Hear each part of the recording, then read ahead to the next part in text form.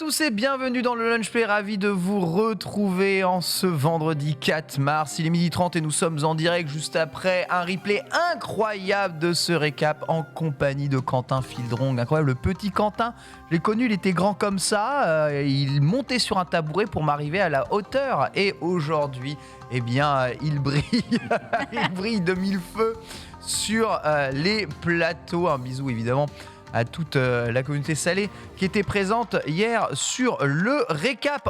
Aujourd'hui, une émission un peu particulière puisqu'en plus de la revue de presse, nous sommes en partenariat avec Entrepreneurs du Vivant pour un duplex spécial en direct du Salon de l'Agriculture. Jumpé est là-bas en direct live et nous serons en communication avec lui à 4 reprises durant cette émission. On aura l'occasion balader sur plusieurs stands du Salon de l'Agriculture et tout cela sera suivi d'un J'irai streamer dehors en direct avec Lox qui sera aussi là-bas pour aller tester tout un tas de produits et montrer tout un tas de stands. On commencera d'ailleurs dans quelques instants avec ce duplex après avoir présenté évidemment les chroniqueurs du jour, à commencer par Sunday qui est avec nous aujourd'hui comme tous les vendredis. Tu as survécu du coup à ce récap d'hier ? Oui.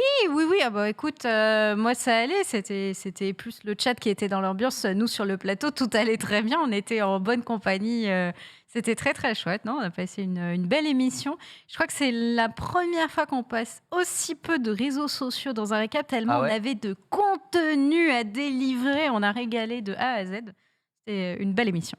C'est bien, moins de réseaux sociaux pour le récap, bien entendu. Sur les réseaux sociaux aussi, c'est bien entendu TPK qui est avec nous. Oui. Bonjour TPK, des réseaux sociaux. Oui, des réseaux sociaux et bien plus encore partout chez vous. Comme dirait l'autre, où vous êtes, j'y suis. Où tu es ? Nous sommes. J'y suis. Dans votre placard, sous votre lit. J'y suis comme dans Pokémon ? J'y suis moi d'ailleurs. La région de j'y suis. La raison de j'y suis. Non mais ça va, écoute... Petite forme, voilà, ça arrive. Petite forme, mais on est là, on va se mettre bien. Écoute, ne pense pas évidemment à tous tes problèmes. Ici, nous sommes dans une distorsion spatio-temporelle dans laquelle rien ne se passe ailleurs. Voilà, rien ne se passe, nous sommes inatteignables, nous sommes intouchables. Ouais. Et le bouclier, évidemment, celui qui est le gardien du pont interdimensionnel, c'est bien entendu Nanix. Oui. Bonjour Nanix, notre super-héros national. Ah bah écoutez, ça va très bien. Peut-être une petite annonce ce soir. Peut-être en fin de journée, peut-être. Peut-être. Non. Peut-être. Attends. Peut-être. Tu vas. Peut-être. Arrête. Non. Possible. Enfin ? Ouais. Oh, c'est fou. Nanix. Voilà. Donc, vous verrez ce soir sur les réseaux sociaux, peut-être une petite annonce, un petit truc sympa. Donc, sur quel réseau est-ce que tu vas faire ces Twitter, annonces ? Instagram. Oh. Ah oui, ouais. d'accord. Donc, mais non. Gros sociolos. Mais non. De ouf, là. Il y avait déjà un petit teasing ce matin. Enfin, il plaque tout pour faire de la poterie, c'est... Exactement, ouais. Depuis le temps qu'on en parle. Bah ouais, parce que tu vois, l'univers du stream, c'est bien, les émissions, c'est bien. Chier, mais les travaux manuels, c'est mieux. Mais... Donc, alors, voilà. oui. Quitte le streaming. Quitte le streaming. Oui. Voilà. Non. Formidable, on a hâte évidemment d'entendre ça. Nanix sur la piste du Paris-Roubaix à vélo, bien entendu. Avec toi. Ce sera l'annonce probablement de avec ce un vélo soir. à sa taille. Qu'un vélo à sa taille et un seul et unique vélo, bien entendu. Nous sommes prêts pour recevoir Jumpé en direct du Salon de l'Agriculture. Bonjour mon bon Jumpé, présente-nous un peu ce qui va se passer et où tu te trouves. Salut à tous et salut au... Salut à tous et salut au plateau du Lunch Play. J'espère que vous allez bien. Aujourd'hui, on est en direct du Salon de l'Agriculture. Je me trouve en ce moment devant le camion de l'aventure du vivant, camion de 18 mètres. C'est assez énorme, qui peut contenir jusqu'à 45 personnes. On va aller retrouver Violette qui va nous dire un petit peu pourquoi elle est là, qu'est-ce que c'est que ce camion, qu'est-ce qu'on y fait. Et en fait, pendant tout le Lunch Play, je ferai des interventions en direct. Et évidemment, après, dans le J'irai streamer dehors, on retrouvera Lox qui sera avec nous, ainsi que Dina. Et on parcourra le Salon de l'Agriculture ensemble. C'est parti, je pense qu'on va aller retrouver Violette. Salut Violette. Bonjour. Comment vas-tu ? Ça va. Très bien. Écoute, explique-nous un petit peu, qu'est-ce que vous faites ici avec ce gros camion quelle est ta formation ? Dis-nous un petit peu tout ça. Alors ici, donc, on est au camion de l'aventure du vivant, qui est le camion lancé par le ministère de l'Agriculture pour présenter tout ce qui est formation et métiers de l'enseignement agricole. Donc on va accueillir des élèves de 4e, 3e pour l'orientation. et voir un petit peu avec eux quel métier on peut faire à la suite de ces formations. Ok, 4e, 3e, c'est pour leur faire découvrir une vocation, parce que j'imagine on est assez jeune quand même, je sais qu'on est assez jeune à cet âge-là, et peut-être que c'est simplement des jeunes qui veulent se découvrir, ou des jeunes qui déjà ont l'envie de se lancer dans les métiers agricoles. Alors on a un petit peu les deux, il y en a qui viennent en ayant déjà une idée de ce qu'ils veulent faire, et du coup là on est là pour répondre à leurs questions et les orienter au niveau des études qu'on peut faire pour ça. Okay. Il y en a qui découvrent, c'est vraiment assez libre. Là aujourd'hui, vu qu'on est sur le salon, on a beaucoup de grand public plutôt découverte, mais c'est un camion qui normalement tourne sur toute la France. Donc là on va vraiment accueillir des classes qui sont là pour se renseigner sur tout ce qui existe comme formation. Ok, donc vous allez vous poser près des écoles ou que dans des salons? Plutôt dans des centres-villes. On essaye d'être un petit peu large, donc dans des villes de taille moyenne, et ensuite c'est tous les collèges ou les lycées d'ailleurs qui viennent autour et qui viennent jusqu'au camion pour découvrir un petit peu avec les activités qu'on propose. Très bien, écoute Violette, je te propose qu'on rentre dans le camion et que tu nous montres un petit peu tout ça.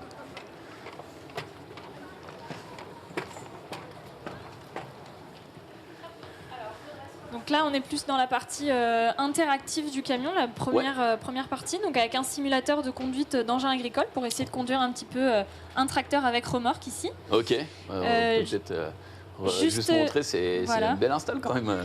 Tout réagit, le siège et tout. Voilà, c'est ça, on est sur vérin hydraulique, donc le siège est vraiment fait, c'est un simulateur professionnel, donc pour former les conducteurs. Donc on est avec des sensations de conduite qui sont très réalistes par rapport à comment c'est dans un vrai tracteur.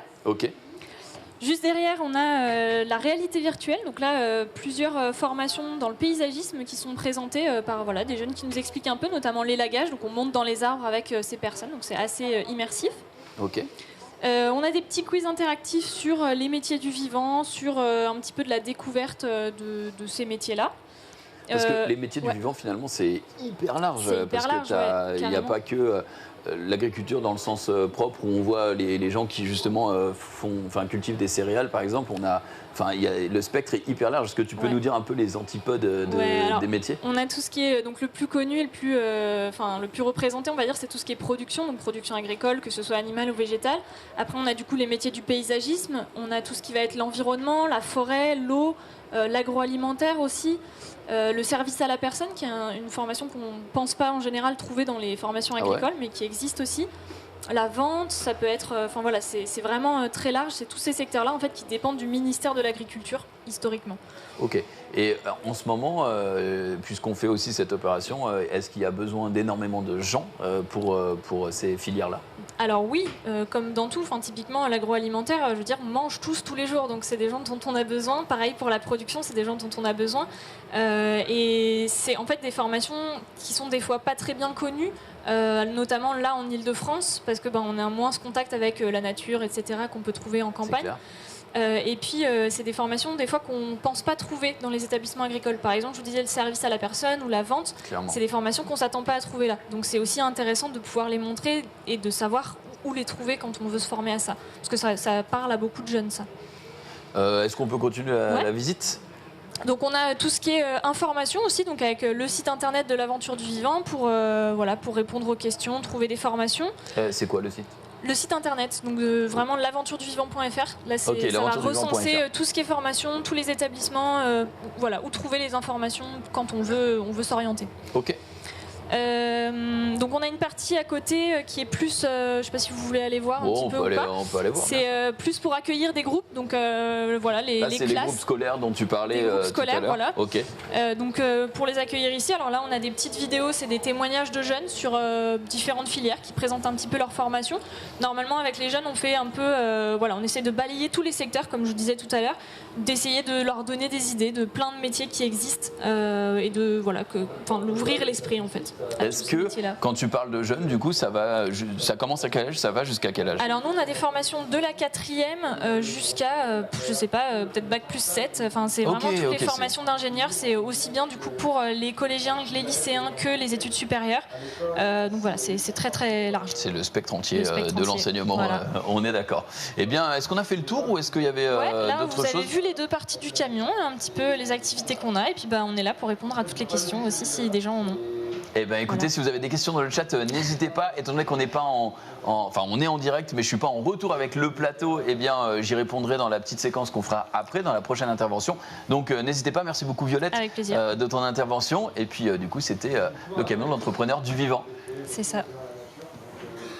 Merci mon bon Jumpé, on te retrouve d'ici une vingtaine de minutes sur un autre stand du salon de l'agriculture tout au long de cette émission en duplex et juste après en direct du salon en IRL. Revue de presse, aujourd'hui on va parler bien entendu de la note de Gran Turismo 7, le Metacritic est tombé, le jeu très attendu pendant le renouveau évidemment de la saga Gran Turismo, très attendu après un Gran Turismo Sport décrié mais ultra suivi, en tout cas par la communauté des fans de compétition sportive. Et par l'e-sport du coup. Ouais. Et beaucoup par l'e-sport du coup. Exactement, voilà, exactement. Beaucoup par l'e-sport. Le jeu est sorti et le Metacritic tombe à 87. Excellente review de la part de la plupart des sites de test. Chez nous, c'est MGG qui statue le test de ce Gran Turismo 7 en mettant en avant des visuels hyper réalistes, super mode de jeu, présentation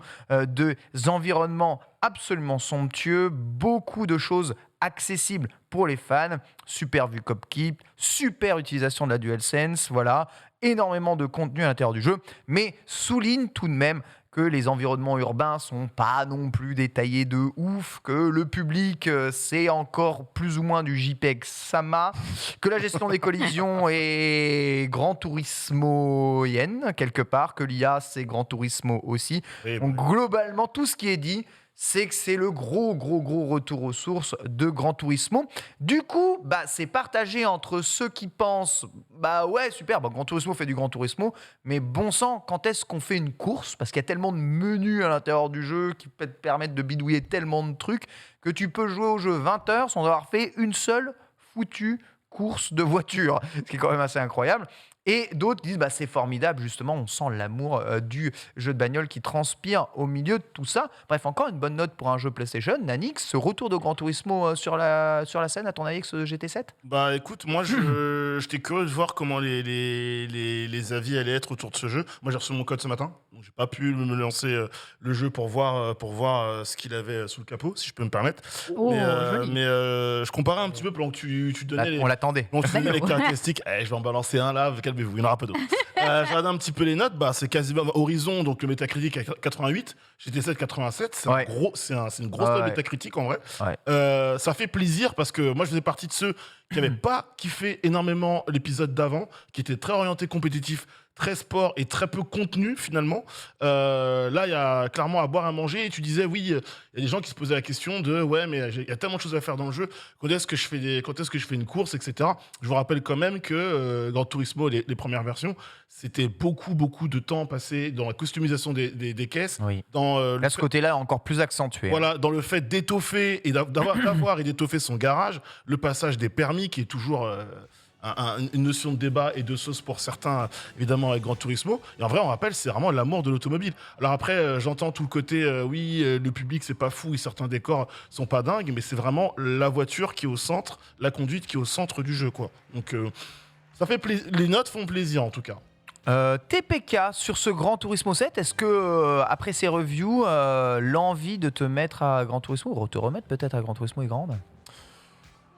Et je dirais en ces termes, je ne suis point la cible. Jamais joué à un GT ? Si, alors moi j'ai joué à un GT parce que mon daron avait des GT sur la PlayStation, donc j'avais pu m'y essayer. Évidemment, ça parle à un public de connoisseurs. Hein. Tu ne t'attaques pas à un GT comme tu t'attaques à un Forza Horizon ou un Chocobo GP, pourquoi pas. Voilà. Donc clairement, c'était un public de mais c'est vrai, un public de connoisseurs. Moi, je suis très rassuré parce que je l'étais pas pour ce GT7, parce que quand même, on était pendant l'année dernière, l'année et demie passée. Il n'y avait pas forcément de très bonnes nouvelles. D'abord, on n'était pas sûr. Puis, on avait vu les premiers trailers. Les gens faisaient le comparo technique avec Forza Horizon. Puis Legends Arceus est sorti, alors je dirais que le public en JPEG finalement, on s'en bat les reins. Finalement, j'ai envie de dire, c'est l'expérience ultime de simulation, c'est ce qu'il faut y rechercher. Personnellement, je ne vois la voiture que comme une contrainte, puisque ma Clio 3, ma sœur, je lui ai prêté, elle me l'a froissé en mille. Donc pour moi, c'est les problèmes, les voitures, sauf quand je vais aux 24 heures du Mans avec mon père. Et ça, je passe un excellent moment, je dois bien l'admettre. On vient de voir une Toyota Prius, je crois. Oui, alors là, c'est la course des voitures passionnante. Non, mais je suis connaisseur, là, tu vois, je vois une Prius. C'est vrai, plutôt expert quand même. Taxi parisien en Prius. J'en prends jamais, évidemment, parce qu'il faut vendre un rein pour prendre un taxi parisien, donc je rentre en métro. J'avoue que ça fait un peu autoroute simulator avec les voitures. Ça fait pas trop rêver. Collision, là. Oui, c'est aussi ça, Gran Turismo. Et là, on expérimente un peu les collisions et surtout le déroulement des courses. Et en fait, ce qu'on se rend compte, enfin, moi, ce que je me rends compte quand je vois des vidéos de gameplay, c'est que c'est très bon. Tu pars derrière, la course se lance, t'as des voitures qui vont plus ou moins lentement, t'en dépasses une. C'est monotone. Tu redépasses l'autre voiture. En fait, la résistance que t'oppose vraiment une voiture en face de toi qui risque de se faire doubler est approximativement inexistante. Globalement, elle est sur son rail ou son pseudo-rail programmé avec quelques on va dire... c'est paramétrable. Quelques triggers de... Et c'est paramétrable leur vitesse, mais je pense que leur comportement, c'est toujours la même chose. Change pas. En fait, tu vas rarement avoir des voitures qui te ferment la porte si jamais tu essaies de doubler, tu vois. Et tu vas avoir quand même systématiquement cet effet de... Je remonte, mais bon, l'objectif est vraiment de... C'est joli quand même, parce que on se souvient que quand Forza était présenté et qu'on avait des images de GT7, on était en mode waouh, la comparaison fait mal. En vrai, c'est quand même joli. Non, mais il faut le voir comme un musée, tu vois, ce jeu. Tu vois, ça, c'est ce qu'on vient de voir ici. Là, c'est le virage Gran Turismo. Tu vois, tu peux le remettre cette séquence. Ça, c'est un virage Gran Turismo. C'est évidemment, c'est pas le Gran Turismo qu'on aime, hein, mais c'est clairement, j'arrive trop vite dans le virage. C'est pas grave, puisque je peux coller mon aile sur l'aile adverse. Oui. Voilà, comme ça. Et hop là, tu vois bien. Tu fais du tampon, quoi. Ça, dans la vraie vie. Un jeu pour moi, ça. Moi, j'ai un gameplay proche de celui-ci. Oui. Je te confirme que c'est un jeu pour elle. F, la soirée F1 2021. Ah ouais, j'avoue. Ah ouais, je peux te dire. C'est vrai. J'ai un style de la soirée jeu, MotoGP. Ton avis du coup Sunday sur ce Gran Turismo 7 après les quelques images et les quelques reviews? Déjà cette vidéo elle me donne un peu plus envie que la course qu'on a vue juste avant qui vraiment je vais pas te mentir que des Prius qui font des ronds ça m'a pas vendu énormément de rêves. Comme le dit si bien TPK, moi je suis pas forcément la cible. Si je dois faire un jeu de course, je vais m'orienter plutôt sur quelque chose d'un peu plus fun avec Forza. Même pas Forza. Moi c'est Mario Kart à 100 000%. Okay. 100 000%. Parce que tu as des mécaniques qui sont pas des mécaniques dans le réalisme, qui sont juste dans le fun, dans le party game, etc. Moi c'est pas trop le genre de jeu sur lequel je vais m'orienter et j'admets qu'il a du mal à me faire des petits clins d'œil pour me séduire. Même le côté artistique, photo, mise en scène, mis à l'intérieur du jeu, c'est pas quelque chose qui t'attire plus que ça? Ça me fait pas trop rêver. Enfin, je veux dire.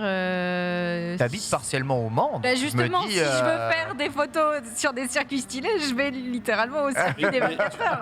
Mais du coup, je me permets, je te pose une question. Sunday, t'as déjà joué à un GT avant? Non, j'ai jamais joué à un GT avant. Peut-être qu'effectivement, ça impacte aussi Je pense qu'en vrai, l'amour qu'on a pour cette licence est beaucoup lié aux premières versions de ce jeu, qui était juste incroyable. Encore une fois, je l'avais dit en émission, mais c'est un peu le RPG du jeu de voiture, quoi. Tu vois. Mais moi, j'ai toujours aimé Gran Turismo. Et d'ailleurs, ce Gran Turismo me fait très envie. Les images que je vois m'ont beaucoup plu. Et en fait, les points négatifs soulevés par les critiques, bon, je les entends. Le menuing, très très lourd, voilà. Mais on retrouve les permis, on retrouve du défi, on retrouve énormément de possibilités de réglage dans les voitures, ainsi que de personnalisation avec des voitures un peu plus modernes. On a des voitures qui sont des voitures de grand tourisme pur comme la Prius de papa ou d'autres choses. Moi ça me va. Le fait que les décors soient pas le plus oufissime, je trouve le jeu très beau et sur PS5 il est beau le jeu et les replays sont là. Donc oui,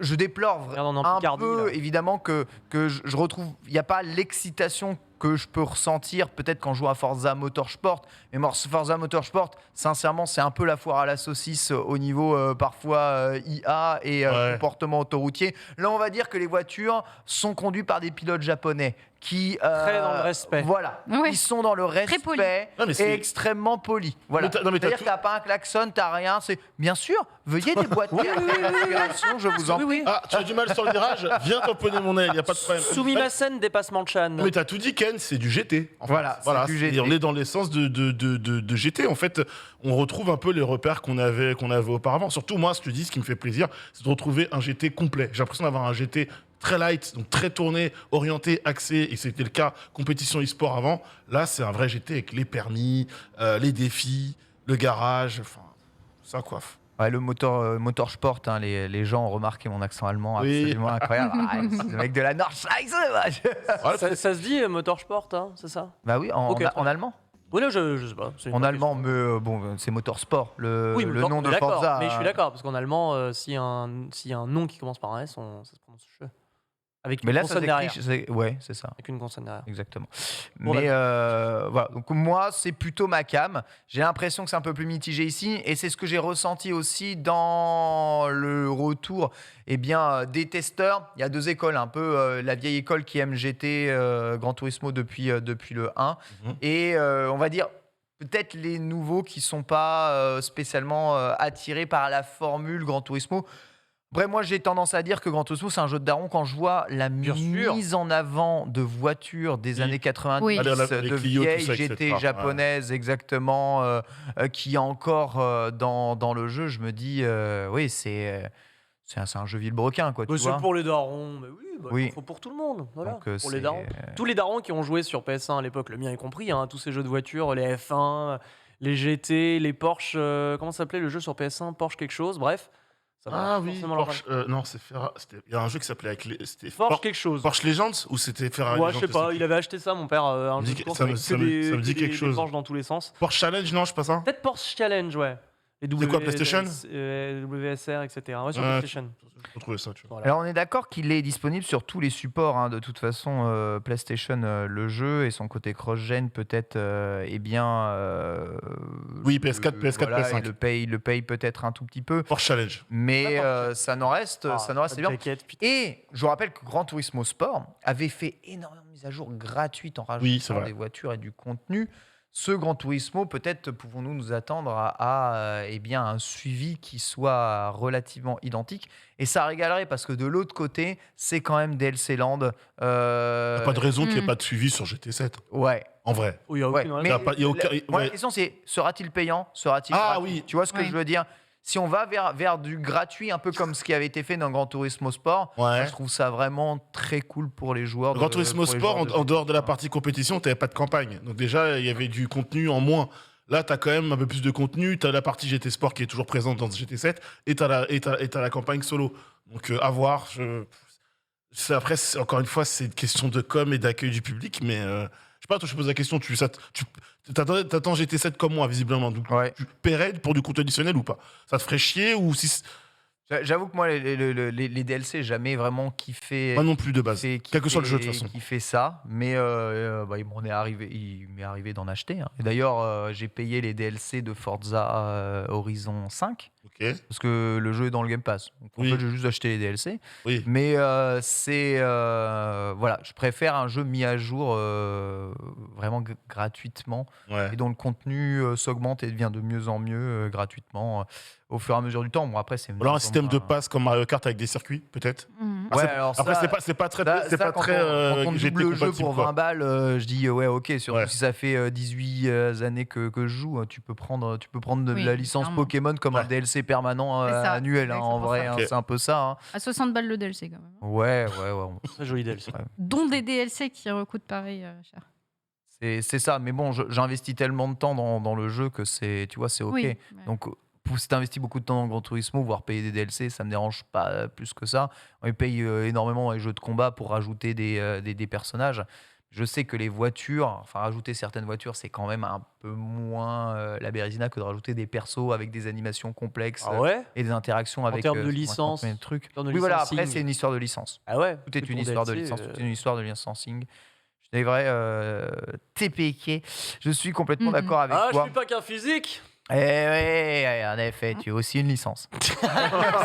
Je suis une licence. Tu as une La licence. fameuse Ouais, t'as une licence licence, d'ailleurs. TPK. J'ai ma licence en LEA. J'ai ma licence Voilà, t'as joué le A. Formidable. Il a surtout une licence 4, c'est plus. Ouais, j'ai une licence 4 surtout, que je garde très précieusement, parce que vous savez qu'il y a un nombre limité de licences 4 en France. Hein. C'est vrai? Ouais, et Je en fait, savais faut les racheter, les louer, les machins, les bidules. Enfin, il y a peut-être des restaurateurs qui me diront le contraire, mais il me semble qu'il y a un nombre limité de licences 4 qui se baladent en France. Sécurise la Pour tienne. vendre de l'alcool. Ouais, je sécurise la mienne. Autre jeu à être sorti, à être review aujourd'hui, c'est Triangle Strategy, le jeu de Square Enix, tactique RPG, sorti pour le moment en exclusivité sur Switch, mais fort à parier que ce ne sera pas le cas, obtient un joli métacritique quand même de 83 Metascore. Voilà, salué pour son côté tactique RPG très très bon, mais les confrères semblent assez unanimes pour de dire que ce jeu ne dépasse pas l'excellence d'un tactique ogre ou d'un FF tactique de l'époque. Ouais. Il pointe aussi le côté extrêmement verbeux du jeu. C'est ce qu'Adibou nous avait dit déjà. Voilà. Ça parle beaucoup. Vraiment beaucoup. Et il y a deux écoles entre la narration est incroyable et la narration est vraiment hachée. Je pense que c'est les mêmes écoles entre je kiffe les intrigues dans Game of Thrones et franchement, ça me saoule vos intrigues dans Game of Thrones. Tu vois ce que je veux dire ? Oui. Donc, c'est un jeu dans lequel il faut se faire son avis. En tout cas, d'avis de tous, c'est un excellent tactique RPG qui rend hommage évidemment au meilleur du genre de l'époque, à savoir Vandal Hearts, Tactique Ogre ou encore Final Fantasy Tactique / Front Mission, Triangle Strategy, ici, tour de table Sunday, tu vas foncer. Tu aimes bien le jeu narratif, toi, avec Danganronpa notamment ? J'aime beaucoup les jeux narratifs, effectivement, mais celui-là, un truc qui me pose un peu souci, c'est ce côté très rétro qu'il a dans ses graphismes, etc. Et qui me fait penser, moi, au très vieux Final Fantasy que j'ai juste poncé à l'époque. Le 1 et 2, je crois que c'est ça. Et du coup, je suis plus d'avis j'ai peu de temps pour jouer, je privilégie des jeux qui ont des gameplays qui sont quand même soit dynamiques, soit si c'est des jeux avec justement des histoires, etc. Je vais aller chercher plus des univers qui me parlent, qui sont un peu dans le style les murder party, etc. Ça me parle beaucoup plus que de l'intrigue façon Game of Thrones, comme tu en parles. Mais tu as vu que ça doit être un jeu intéressant, et si j'avais plus de temps pour jouer, je le ferais sûrement. Mais malheureusement, il est trop dans le milieu d'intérêt. C'est un jeu long. Hein. En plus, il a l'air d'être très très long. C'est un jeu qui est vraiment très très long. Ouais, donc probablement une très bonne nouvelle pour les fans du genre. Moi, malheureusement, il va me falloir beaucoup de temps libre pour pouvoir le tenter, quoi. On rappelle, c'est MGG encore chez nous qui teste le jeu avec en plus un moteur HD 2D qui s'affine. Ça, évidemment, ça fait plaisir à ceux qui ont aimé le design d'Octopath Traveler, peut-être regretter un peu le flou. Toi, Sunday, ça prend pas du tout. Non, je suis... Il y a beaucoup de personnes dans ton cas qui détestent ce genre de rendu graphique. Je pense que je suis trop récente dans le gaming pour être trop attachée à ce genre de truc. Pour moi, ça me rappelle vraiment... j'ai pas le côté nostalgie avec. Franchement, je peux 1000% te comprendre. En tout cas, il y a aussi des rendus graphiques, tu vois, le low poly ou le voxel. Ça n'a jamais été vraiment trop. Après, la DA est très jolie. C'est menu, j'adore. Mais oui, alors d'un point de vue artwork, ça c'est vrai, on est là. L'OST tabasse, il y a des moments vraiment épiques à l'intérieur du jeu. Et la balance du jugement est une bonne idée. C'est vrai qu'il va entraîner finalement, en fonction des actions que vous allez choisir, une trame scénaristique différente, trop classique dans les moins. Donc c'est ce que je vous dis, ça n'arrive pas à détrôner les maîtres du genre. Si vous avez joué à FF Tactique, vous avez kiffé, vous y allez, c'est bon, vous ne serez pas perdu. C'est très bavard et les batailles finissent parfois par tourner un peu en rond, un peu de répétitivité peut-être dans les batailles. Le problème des tactiques. C'est vrai que c'est dur d'avoir un tactique RPG riche et qui se renouvelle, Nanix. C'est pour ça que j'ai lâché Front Mission 3. Au moment, j'adorais le jeu, j'ai dit en fait j'en peux plus. Là c'est bon, j'en peux plus. L'histoire est incroyable, mais les combats sont toujours les mêmes et la façon de les aborder est toujours la même. Après, moi le jeu, Adibou me l'a trop bien vendu, que ce soit sur stream perso ou ici sur le plateau du Lunch Play. Mais Il y a eu une annonce sur Nintendo Direct concernant les 2 premiers volets de Front Mission que je n'ai jamais fait, que je ne connaissais pas. Donc en vrai, je ne vais pas commencer Triangle Strategy alors qu'il y a Front Mission 1 et probablement Front Mission 2 qui vont arriver dans les prochains mois. Je vais me consacrer à Front Mission, je pense. Et les Triangle Strategy, on verra plus tard. Mais je trouve le jeu très bien. Certains ont été déçus par Octopath Traveler. Je le lis d'ailleurs sur le chat. C'est un jeu qui m'avait vraiment bien plu alors que j'en attendais pas forcément grand-chose. Rapidement avant le prochain duplex, mon très cher TPK. Mais je vais faire la démo. Je suis quand même assez curieux parce que moi, Octopath Traveler, je l'ai fait. J'ai joué une trentaine d'heures, puis je me suis soudainement fait chier. Ah. Et c'est vrai que j'ai entendu beaucoup ça aussi. me suis fait mais alors terriblement chier. Tu passes la première boucle de gameplay, puis l'histoire on s'en fout, tu vois, c'est d'un classicisme infini. Là j'espère vraiment que ce Triangle Strategy va pouvoir peut-être mettre une vraie narration, tu vois, pas une narration à la Fire Emblem où tu vois tout arriver, où le but c'est de faire du très grand public Fire Emblem. Voilà, où tu vois du dating sim arriver, en fait c'est surtout ça l'intérêt. Voilà, donc moi j'aime bien, en plus j'aime beaucoup le HG2D, ce moteur, je l'aime beaucoup. Voilà, c'était la force d'Octopath Traveler. On va essayer la démo. Oui. C'est vrai, les 2 démos qui sont là, d'ailleurs, riches en démos, puisque on y reviendra un tout petit peu plus tard dans ce Lunch Play, mais la preview de Kirby est aussi sortie hier. Et on a pu peut-être tester. Tu l'as testé ? J'ai pas testé, mais j'ai regardé le trailer avec des yeux qui pétillaient dans tous les sens. J'ai fait la démo hier. Je te spoil, à mon avis, c'est un 15 sur 20 JVC. Ah ouais ? Mais putain, c'est trop bien. C'est vrai ? Ouais, c'est genre, il n'y a rien qui réinvente la roue, mais qu'est-ce que c'est agréable à jouer, qu'est-ce que c'est gavé de bonnes idées, qu'est-ce que c'est feel good. Il a l'air pépite. Enfin, en fait, ça me fait le même sentiment que quand je joue à Yoshi Woolly World ou à des jeux comme ça. Je sens que je tiens pas le jeu qui révolutionne la roue. Non, mais tu passes un le bon moment moment, que tu passes, c'est trop cool. Ouais, la gestion des collectifs, trop bien. Ça peut devenir une voiture et les musiques sont trop C'est bien. ça. Ça peut devenir une voiture. Ou un distributeur de canettes. Kirby, c'est trop mignon. Oh, j'aime ça. C'est ça. Et oui, alors on a un petit problème avec le duplex, on se reprendra juste après, mais ouais, on reparlera évidemment de ce Kirby à la fin de l'émission. Petite brève du coup pour entrecouper tout ça pendant que le duplex se reconnecte avec nous. Vous avez vu, Elden Ring est un jeu extrêmement populaire sur Twitch à l'heure actuelle, présent. Ah bah oui. Oui, présent Incroyable. actuellement d'ailleurs à la ZLAN. LAN, Oui, c'est ça. ZLAN. Il y a de tous ceux qui débutent, ceux qui sont déjà bien farm et tout, donc il y a de tout. Voilà, et on a ce streamer Twitch qui est en train de jouer au jeu, qui a trop joué au jeu, qui doit aller dormir. Et du coup, il a décidé, en allant pioncer, de laisser son chat jouer à sa place. Twitch Play Elden Ring. Mais non. L'idée est forte pour continuer à jouer et continuer via la partie d'Elden Ring. Donc voilà, il s'est barré et puis il reste 1h40. Et là, c'est le chat qui joue. Là, ce que vous voyez, c'est le chat qui joue. Donc il n'y a pas de streamer. C'est ce qu'on appelle un stream collaboratif. Voilà, exactement. Donc le chat qui s'amuse à défoncer des mobs et à teabagger les mobs. C'est bien le chat Twitch. On peut Sur confirmer. Elden Ring. C'est un chat Twitch. Notez qu'il pense quand même à se nourrir. Voilà, ni plus ni moins, c'est simple. Vous tapez des commandes et ça effectue des actions dans le chat. Bon, c'est évidemment pas comme ça qu'on terminera probablement Elden Ring. Non. Sauf au bout de quelques mois de dur labeur, je pense. Mais en tout cas, c'est rigolo et vous voulez vous montrer ça. On est en duplex avec Junpei qui est sur un autre stand du Salon de l'Agriculture. Junpei, c'est à toi.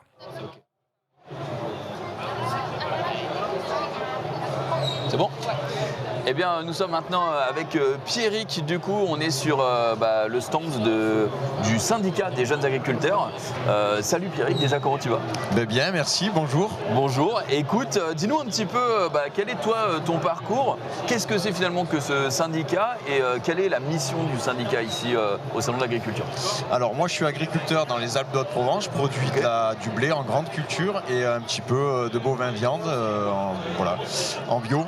Et mon engagement à jeune agriculteur, donc c'est secrétaire général adjoint, donc on s'occupe du réseau et de l'organisation et de la synergie des départements et des régions avec l'échelon national. Le syndicat, du coup, il est présent sur tout le territoire ? Voilà, tout à fait. En fait, on travaille en canton, en département et puis en région et au national pour avoir un bon maillage et une bonne veille territoriale de ce qui se fait, puisque les missions principales de jeunes agriculteurs, c'est l'installation, la défense de l'installation, la promotion de l'installation et des métiers de l'agriculture et la transmission et des jeunes, voilà. Ouais, ok, donc du coup, quand tu considères jeune, c'est jusqu'à 38 ans, c'est ça? Alors oui, tout à fait. Aujourd'hui, c'est ça. On est jeune agriculteur. En fait, on peut être élu jusqu'à l'âge de 38 ans, mais on peut adhérer au syndicat jeunes agriculteurs de 7 à 77 ans, j'ai envie de dire. Ok. On a parlé du territoire, donc de la métropole. Est-ce qu'on a aussi les départements d'outre-mer qui sont compris dans le Alors syndicat? tout à fait. C'est une région, la région outre-mer, donc qu'on regroupe avec tous les départements qui travaillent exactement comme nous, mais avec des problématiques un petit peu différentes. Et c'est pour ça qu'on a besoin de leur expertise des territoires d'outre-mer. Alors concrètement, du coup, si un jeune agriculteur vient demain et veut adhérer au syndicat, quelles sont les actions que vous pouvez mener pour l'aider? Typiquement, on a nos fêtes de la terre qui sont l'été sur les concours de labour, mais pas que. Et puis donc ça permet d'abord de se rencontrer autour d'un verre de l'amitié et puis après de s'engager, pourquoi pas, chez Jeunes Agriculteurs pour défendre les valeurs que porte Jeunes Agriculteurs. Ok, écoute, merci beaucoup Pierrick. J'espère, est-ce que tu as tout dit ou est-ce que tu avais... Ouais, c'est ok pour moi, merci. Et parfait, merci beaucoup, on espère que ça vous a plu et puis on va passer au prochain. Salut. Merci Jumpé, toujours en direct du Salon de l'Agriculture, je vous rappelle, avec encore 2 duplex qui arriveront au cours de cette émission et un live spécial dans les allées du Salon de l'Agriculture juste après justement cette émission. Ça régale, on parlait justement de Twitch qui joue à Elden Ring, évidemment tout le Twitch Game joue à Elden Ring et le jeu dont on n'a pas encore les chiffres de vente, assez étonnant, semble être un véritable carton on va dire dans le monde, avec probablement le jeu de From qui risque de se vendre le mieux. En tout cas, force est de constater que le Metacritic n'est toujours pas tombé sous les 97. 97, c'est incroyable. Ce qui est d'ailleurs très drôle, parce qu'il y a 97 sur PS5, 96 sur Xbox, sachant que la version Xbox utilise VRR, et du coup semble mieux tourner que la version PS5, mais beaucoup ont... très très bien noté. En tout cas, ce jeu 97 pour Elden Ring, c'est mérité? Moi, j'y ai pas joué, donc je peux pas dire que c'est mérité, mais je connais quelqu'un qui joue, qui a mis 60 heures déjà. C'est mon comparse Foster qui m'a dit. C'est un sans faute, voilà, c'est un game designer d'ailleurs. Lui est game designer, ouais, tout à fait. Il a fait des études là-dedans. Et donc, lui, c'est vraiment un amoureux de From. Et pour le coup, le passage en open world, là où le trésor des From, c'est généralement dans le level design, on va dire un peu semi-fermé dans l'idée, semi-ouvert, semi-fermé. Moi, il me dit, c'est vraiment une parfaite réussite. Et il m'a dit, je sais pas comment ils peuvent faire mieux que Elden Ring. Est-ce qu'on peut toper la formule encore?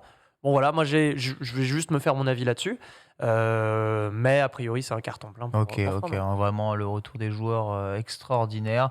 Ça t'attire toi Elden Ring, Sunday? Je l'avais posé vraiment la question parce que... On l'avait testé.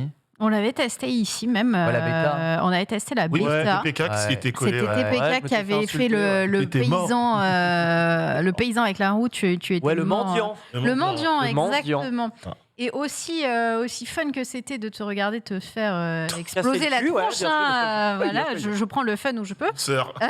Je suis une sœur, bien évidemment. Moi, c'est pas forcément le type de jeu auquel j'accroche. En vrai, non, j'aime bien les choses tryhard et tout, donc en vrai, ça pourrait être le type de jeu qui me plaît. C'est juste que l'univers. D'un point de vue univers. C'est triste à mourir. Des extraits qu'on a vus, c'est sombre. C'est très sombre. Moi, tu vois, je suis une amoureuse des jeux qui sont justement très colorés, très vivants, etc. Shiny. Là, très c'est shiny. Rouen, là. Voilà, c'est à peu près niveau Le Havre. Genshin qui fait un fuck quand même. Oui, effectivement. Genshin est un jeu extrêmement coloré. Donc, c'est un jeu tryhard et c'est un jeu coloré. Non, mais tu vois, même tu prends d'autres jeux auxquels je joue beaucoup. World of Warcraft, t'as des côtés très sombres, t'as des côtés très lumineux, t'as de la variation. Là, j'avais un peu ce feeling que c'est très, très sombre en permanence. Les menus m'avaient pas trop séduite non plus. C'était un peu compliqué. Voilà. Mais tu vois, si c'est ce genre de détail qui fait qu'un jeu m'attire moins, c'est qu'on est vraiment de l'ordre de la broutille et que le jeu a l'air quand même d'être une masterclass globale. La question de la direction artistique et de comment on va dire des goûts graphiques de chacun est évidemment une question. Oui, bah voilà. Complètement, Ça peut te complètement. mettre, Tiens. te sortir d'un jeu. Hein. Question. Ce que vous voyez à l'écran, c'est un dragon ou C'est- pas? Non, c'est une vieuvre. Une vouivre. vouivre. Oui, une vieuvre. Vous savez quelle est la différence entre un dragon et une vouivre? Bah, c'est les ailes sont des mains. Ouais, Voilà. les, Ah les ouais pattes avant, ouais, c'est Oui. ça. C'est-à-dire que les ailes sont des pattes, en fait, dans le cas de la Globalement, vouivre. Oui, il a 4 pattes, le dragon. Une vouivre, c'est littéralement une chauve-souris. Je connaissais pas la différence. Ce que je vois, c'est que c'est stylé, surtout. Oui, Voilà. oui, c'est bien léché. Mais tu vois, il y a cette teinte un peu de... Ah, c'est sombre, Gris, marron. c'est Gotham City un Et peu. pourtant, par comparaison avec les autres Souls, ça reste plus coloré que... Ouais, Parce que ouais, t'as le côté extérieur un peu. Parce que dans Ouais, les autres, ouais, t'es ouais. très, très enfermé. C'est ça. Mais ça reste Vouivre malheureusement pour le un peu- meilleur. Vouivre pour le meilleur. C'est piqué croque. Je sais voilà. pas qui a mis cette vanne dans le chat, Elle est mais mise. Elle est c'est Bravo à lui. C'est Voilà, bien sûr, le combat est épique. Hein. L'ennemi a été abattu à coup de petits pics dans la patte. Ouais, Voilà. pique dans Au la bout d'un patte. moment, il tombe et il disparaît. Voilà, c'est ça. ouais, Mais ouais. c'est ça qu'on veut, tu vois. Mais toujours dans une transition de mort. Tu vois, c'est qui est joli là. jolie. Ce passage, il est joli en soi. Mais ouais, regarde, c'est chatoyant, t'as envie de t'y perdre. Ça reste le Mordor. sombre, quoi, hein. hein. Ouais, voilà, Ah ouais, ça mais- reste le Mordor. On aime le Mordor ou pas? Mais j'avoue J'adore le que, Mordor. évidemment, le jeu est tellement sombre que dès que l'arbre principal illumine la scène avec Ouais. sa lumière, ça donne des effets visuels Tiens. vraiment somptueux, en effet. Hein. Vraiment, vraiment C'est somptueux. stylé les rats de Bloodborne là. Ouais. Mais ouais, petit rat, petit donjon rempli de rats. Voilà, donc succès incroyable en tout cas. pour Toujours pas pu le jeu. faire encore. Fallait trouver le temps. Faut du temps pour refaire les Franchement, je Ouais. sais pas, je sais pas ce qui pourra détrôner ce jeu. En fait, l'avis des joueurs et le retour des joueurs est tellement positif sur ce Ouais. jeu. Il était attendu depuis 2 ans, Ken. en Ouais, même temps. j'avais pas Enfin, connu ça Ouais. réellement depuis que Breath of the Wild était sorti ou depuis que God of War était sorti. Le truc, c'est que God of War, tu sentais que c'était un jeu qui est vite passé, je vais pas dire dans l'oubli, mais on va dire la hype va passer vite parce que le jeu Oui. se termine quand même au bout d'un moment. ouais. Là, on parle de jeu infini avec des possibilités Comme Telou énormes, aussi. Hein, avec Telou une 2. mise en scène, une scénarisation qui peut arriver, avec un moteur physique aussi un peu utilisable. Je pense comme Dark Souls qui ne désemplit pas de Twitch, que serait-ce dans les tentatives de speedrun ou C'est vrai. de marathon. Je pense que ce Elden Ring, ça reste un jeu ultra Twitchable pour encore très très très longtemps. Ça fait plaisir que des petites perles sortent comme ça et surtout ça fait plaisir. Qu'est-ce qui fait que c'est un tel succès sur Twitch? C'est la difficulté. Ouais, je pense que du c'est les jeu. boss, c'est la difficulté. Tu verrais le Ouais. nombre de C'est contributeurs, ultra agréable à nombre de suivre, hein. créateurs, j'ai contributeurs, créateurs de contenu qui, dès qu'ils battent un boss, sortent une vidéo instantanément. Mhm. En mode, regardez, j'ai galéré pour battre ce boss, j'y suis enfin arrivé en mode en titre, etc. sur YouTube. Bah, tu vois qu'en fait, il y a le côté, donc déjà, difficulté du jeu qui attire les gens, le côté perf, du coup, c'est-à-dire comment lui va battre ce boss, en combien de temps il va le faire et quelle mécanique de jeu il va reproduire. Il y a autant, je pense, ces gens qui veulent voir les autres performer que les autres galérer sur le jeu parce qu'il n'y a pas cette notion de troll. Le jeu est dur de toutes les manières, donc Ok. voilà. Ouais, t'as toujours, tu sais, quand tu suis un streamer jouer, t'as toujours ce petit, je sais pas, ce petit suspense de va-t-il vivre, va-t-il mourir, que va-t-il se La passer. roulette. Un effet très loterie où Pas- finalement le loot rare, c'est la victoire. Donc comme le shiny hunting ou le loot rare, c'est le shiny. Exactement Je ça. comprends la mécanique. Exactement. En tout cas, GG Dragon Ball. Eh oui, tu fais bien des Kamehameha. Ouais. A montré son prochain trailer. Excellent. Dragon Ball Super Super-héros. héros. Le prochain premier film Dragon Ball entièrement réalisé en 3D, Tout à fait. sans procédé d'animation classique. Arrive Et en avril.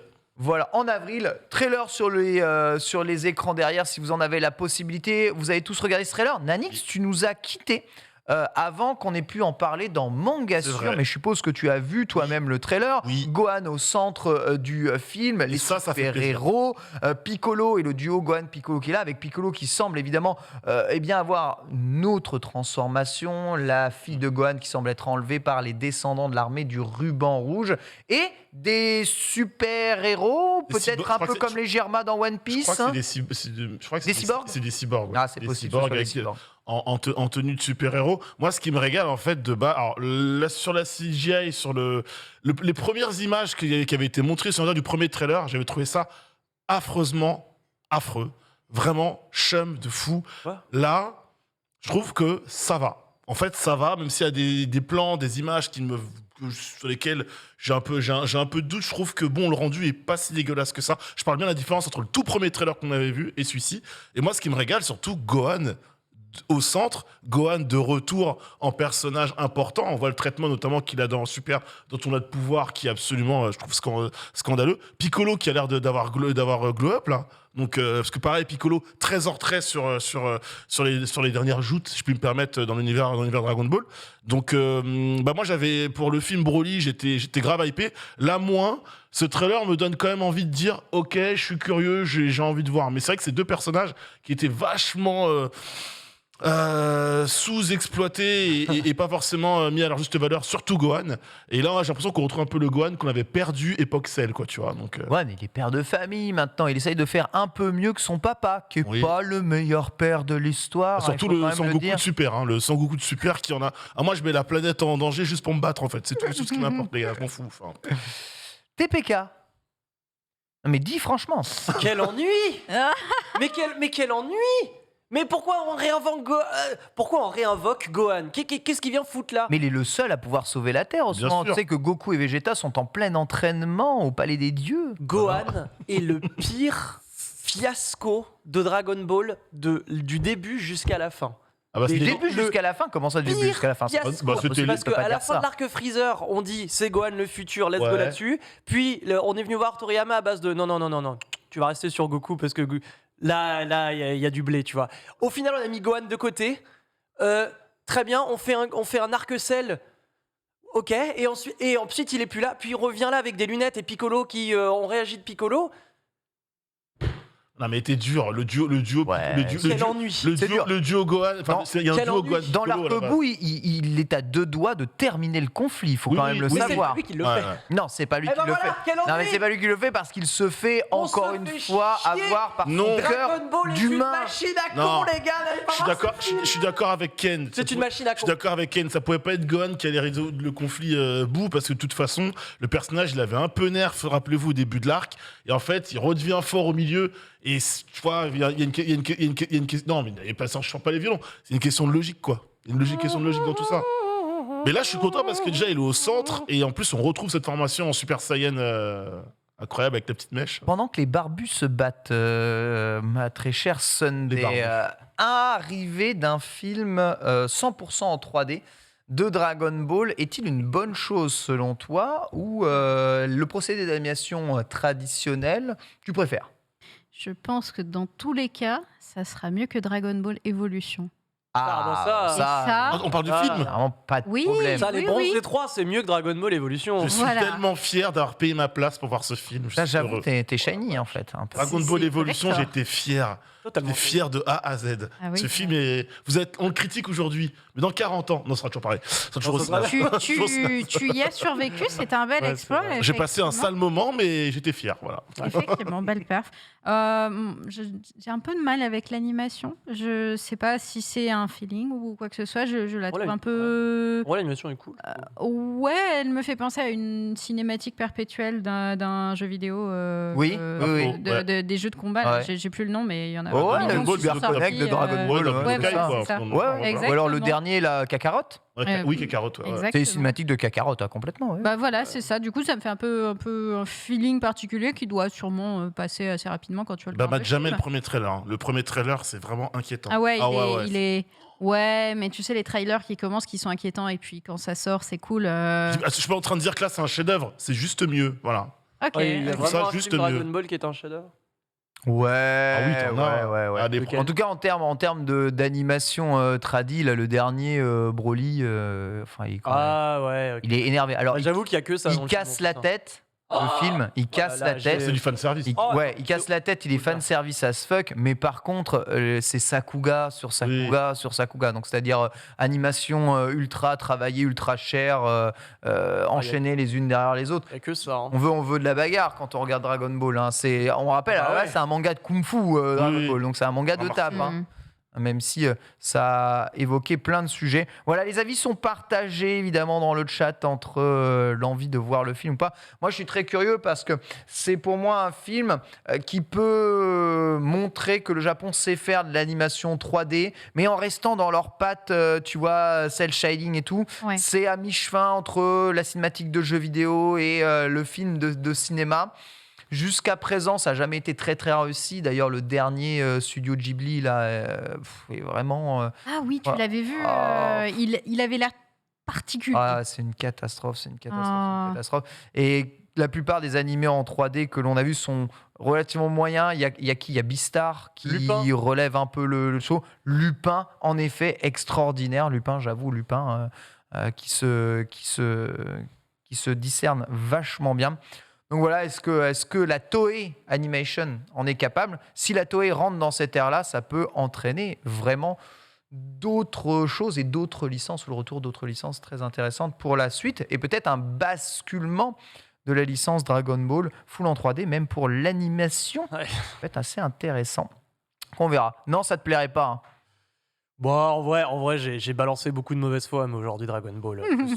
Franchement, même Super, tu vois, ça m'évoque plus rien, Dragon Ball. Ah oui ? Vraiment, ça m'évoque plus rien. Je trouve que. En fait, je pense que vu que j'ai trop maté ça quand j'étais gamin et qu'on s'en foutait du scénario, on s'en foutait de tout ça, on voulait juste voir des mecs se taper dessus. Maintenant que j'ai un peu. Bon, le prenez pas mal, mais maintenant que j'ai un peu, je sais pas, grandi, mûri, je sais pas, Dragon Ball, ça me. C'est dur parce que autant Ça Boo, le scénario est bon et ce qu'il est, mais l'Arc-Ciel, je trouve qu'il est très bien. Vraiment, l'Arc-Ciel est bien. Enfin, moi, À tout point de je le dirais jusqu'au bout. Si vous regardez Dragon Ball pour le scénario et la narration, Je suis 1000% d'accord avec toi. regardez Ah ouais pas Dragon Parce que Ball. le truc- Bon, le scénar de l'Arc-Ciel, il est cool. Non, Mais non, le truc le plus C'est Terminator, nul quoi. de Dragon Ball, c'est à la fois l'écriture des personnages et merde. l'histoire de manière générale. Ce Zéro. qui est trop stylé, c'est les combats, Oui, la bah mise oui, en oui, scène, d'accord. en termes de manga, de facilité à lire, l'humour est super réussi. Voilà, c'est tout le talent de Toriyama qui transpire là-dedans. Mais je suis désolé, le scénar de Dragon Ball, c'est un putain de post-it. Et les sont- persos, ils sont mous. Enfin, ils sont vides, c'est des coquilles vides. Mais tu peux faire d'un perso ultra charismatique comme Goku Vegeta d'une coquille vide. Ouais. Vegeta, c'est le mec Ouais. en colère. Voilà, tu prends un mec en colère random, t'as Vegeta, c'est Je tout. trouve dur avec l'Arc-Ciel. Non, Non, l'Arc-Ciel, le mec, il a vu Terminator, il a dit oh ouais, c'est Ouais, bien, mais bon, ouais, il a vu on va Alien. faire un arc. Ouais, c'est- c'est il a mi-chemin vu entre, Alien. mi-chemin entre les c'est pour deux. Freezer qu'il a vu Alien. Oh, mais même pour ça. Même pour Cell, hein, quand tu vois le personnage, la première version de Cell, c'est un alien, hein, littéralement. Enfin, Ouais. Je minimise pas le talent de Toriyama, mais quand tu vois le développement scénaristique de mangas qui le vont je après, te dis pas que c'est un chef-d'œuvre comme non plus, mais ça Naruto, va. comme One Non, Piece, mais comme même Toriyama, My Hero il t'a fait Academia au ou n'importe pif. quoi. Toriyama, il faisait des trucs au pif. Oui, Mais bah vraiment, oui, mais c'est littéralement, mais il c'est faisait des trucs au aussi, pif. mais par contre, c'est aussi son génie. Oui, Et pour moi, c'est vrai. C'est aussi Ça, c'est le génie. Et Dragon Ball est une œuvre lisible, transgénérationnelle, avec un univers de ouf malade, space opéra aujourd'hui, multiverse, il y a tout, tu vois. Donc y a tout, ouais. il coche beaucoup de cases, mais ouais. Et puis Goku, c'est limite un dieu, quoi. Mais oui, c'est vrai qu'il piffe beaucoup pour le plaisir de chacun, parce que faut pas tout prendre au sérieux tout le temps. Tu Ça, vois. c'est vrai, ça, par contre. Majin Buu, tu vois. Majin Buu. Voilà. Ouais, Majin Buu. Majin Buu, il est rigolo. Il est marrant, et pour autant, il a envie de te casser la gueule. Et voilà. Et Satan lui dit non, faut pas manger ton chien. Bah, du coup, il bute le chien de Majin Buu, de fait. C'est pour ça que c'est le meilleur putain de personnage de cette licence. Il prend un fusil et lunettes et il fait pouf, comme ça. C'est formidable. Autre chose de formidable, enfin une date pour un jeu que vous attendez probablement tous, hein, le jeu de cuisine Chef's Life en partenariat avec le guide Michelin Sunday. Hein, justement, alors toi, amatrice évidemment des restaurants étoilés du guide Michelin, ce jeu va proposer de gérer un restaurant et de monter justement au plus haut, gravir, gagner des étoiles.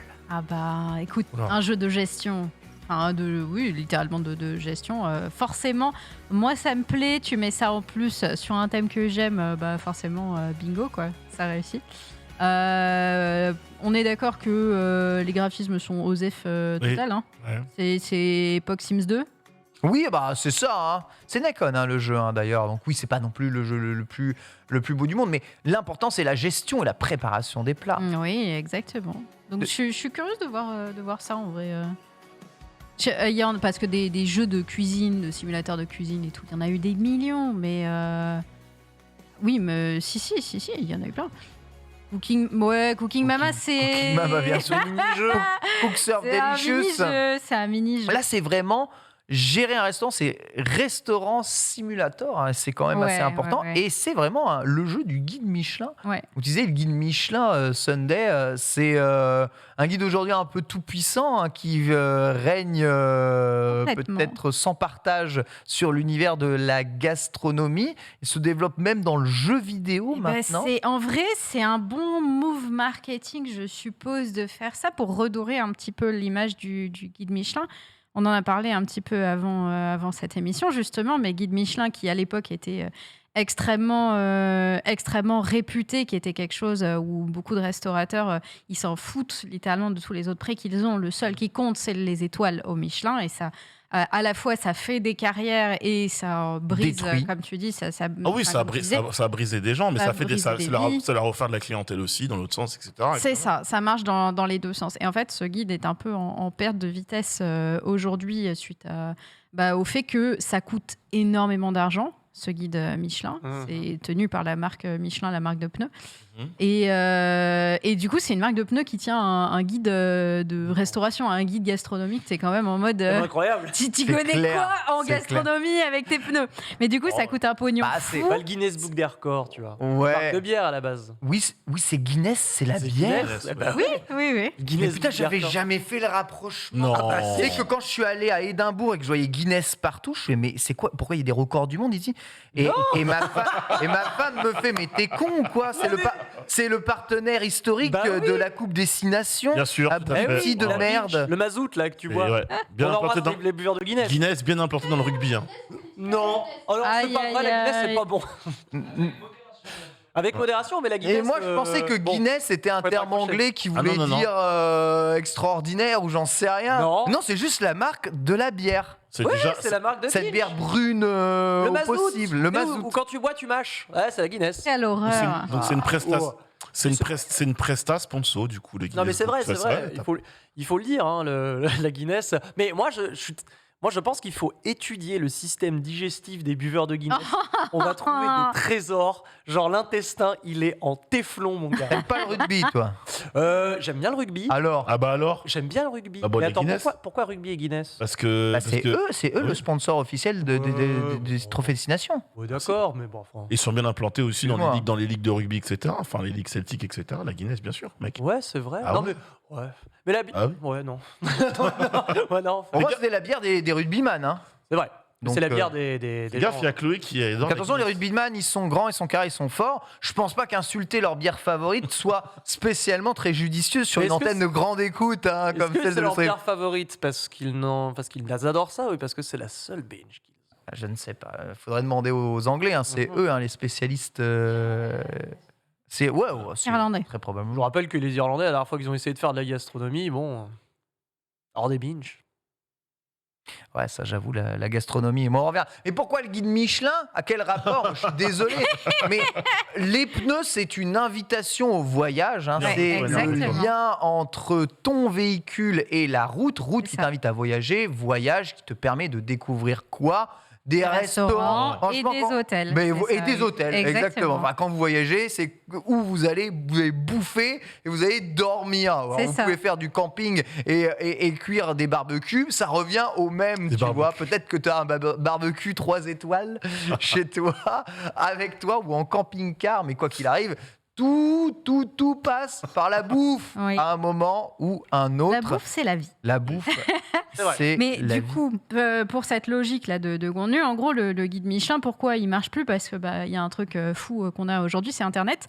Et que du coup, on n'achète plus des guides Michelin, on a des avis sur Internet. Donc on s'en fout un peu d'avoir ça. On note juste les étoiles. Et les étoiles, ils ont des inspecteurs, du coup, des gens qui le payent pour aller dans des restos, pour aller tester, etc. Donc ça coûte un pognon monstrueux et ça gagne absolument pas d'argent. Il y a, je crois, la dernière année où c'était en positif, c'était 2018. Donc tout le reste, c'est du négatif, tout le temps. Ça coûte juste du pognon. Donc il faut maintenant rentabiliser, tu vois, le guide Michelin. Et du coup, c'est pas con de se lancer dans le jeu vidéo côté cuisine pour justement essayer à la fois de redorer un peu l'image, essayer de voir en termes de bise, est-ce qu'on peut peut-être avoir un autre canal, est-ce qu'on peut poursuivre un petit peu c'est l'emblème du guide Michelin, quoi. Ça, c'est ouf qu'un institut qui a le droit de vie ou de mort, limite sur certains restaurants, soit quelque chose de 100% déficitaire au sein d'un grand groupe, évidemment, qui lui gagne des milliards. C'est marketing. Voilà, mais c'est pas étonnant que ça soit déficitaire. Voilà. C'est un produit marketing. Et tout de même, c'est assez intéressant. En tout cas, sortirons-nous du guide Michelin. Nous saurons, il y a des chefs étoilés au Salon de l'Agriculture et il y a aussi un animateur étoilé. Cet animateur, c'est Junpei. Il est en direct du salon et nous le retrouvons tout de suite.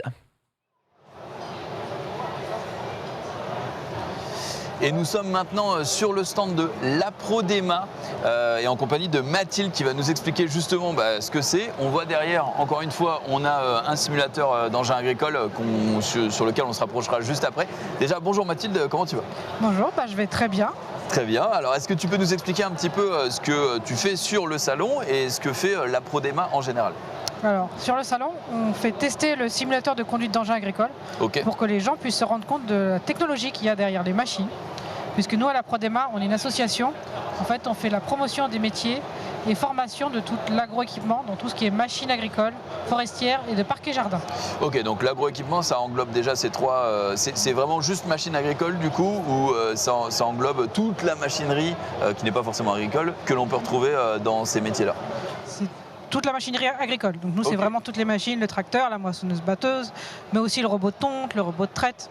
Ok. En fait, la filière a du mal à recruter à tout niveau, et pourtant c'est des métiers très intéressants puisque nous on parle aussi bien de la conception d'engins que de l'utilisation, en passant par la maintenance et la vente.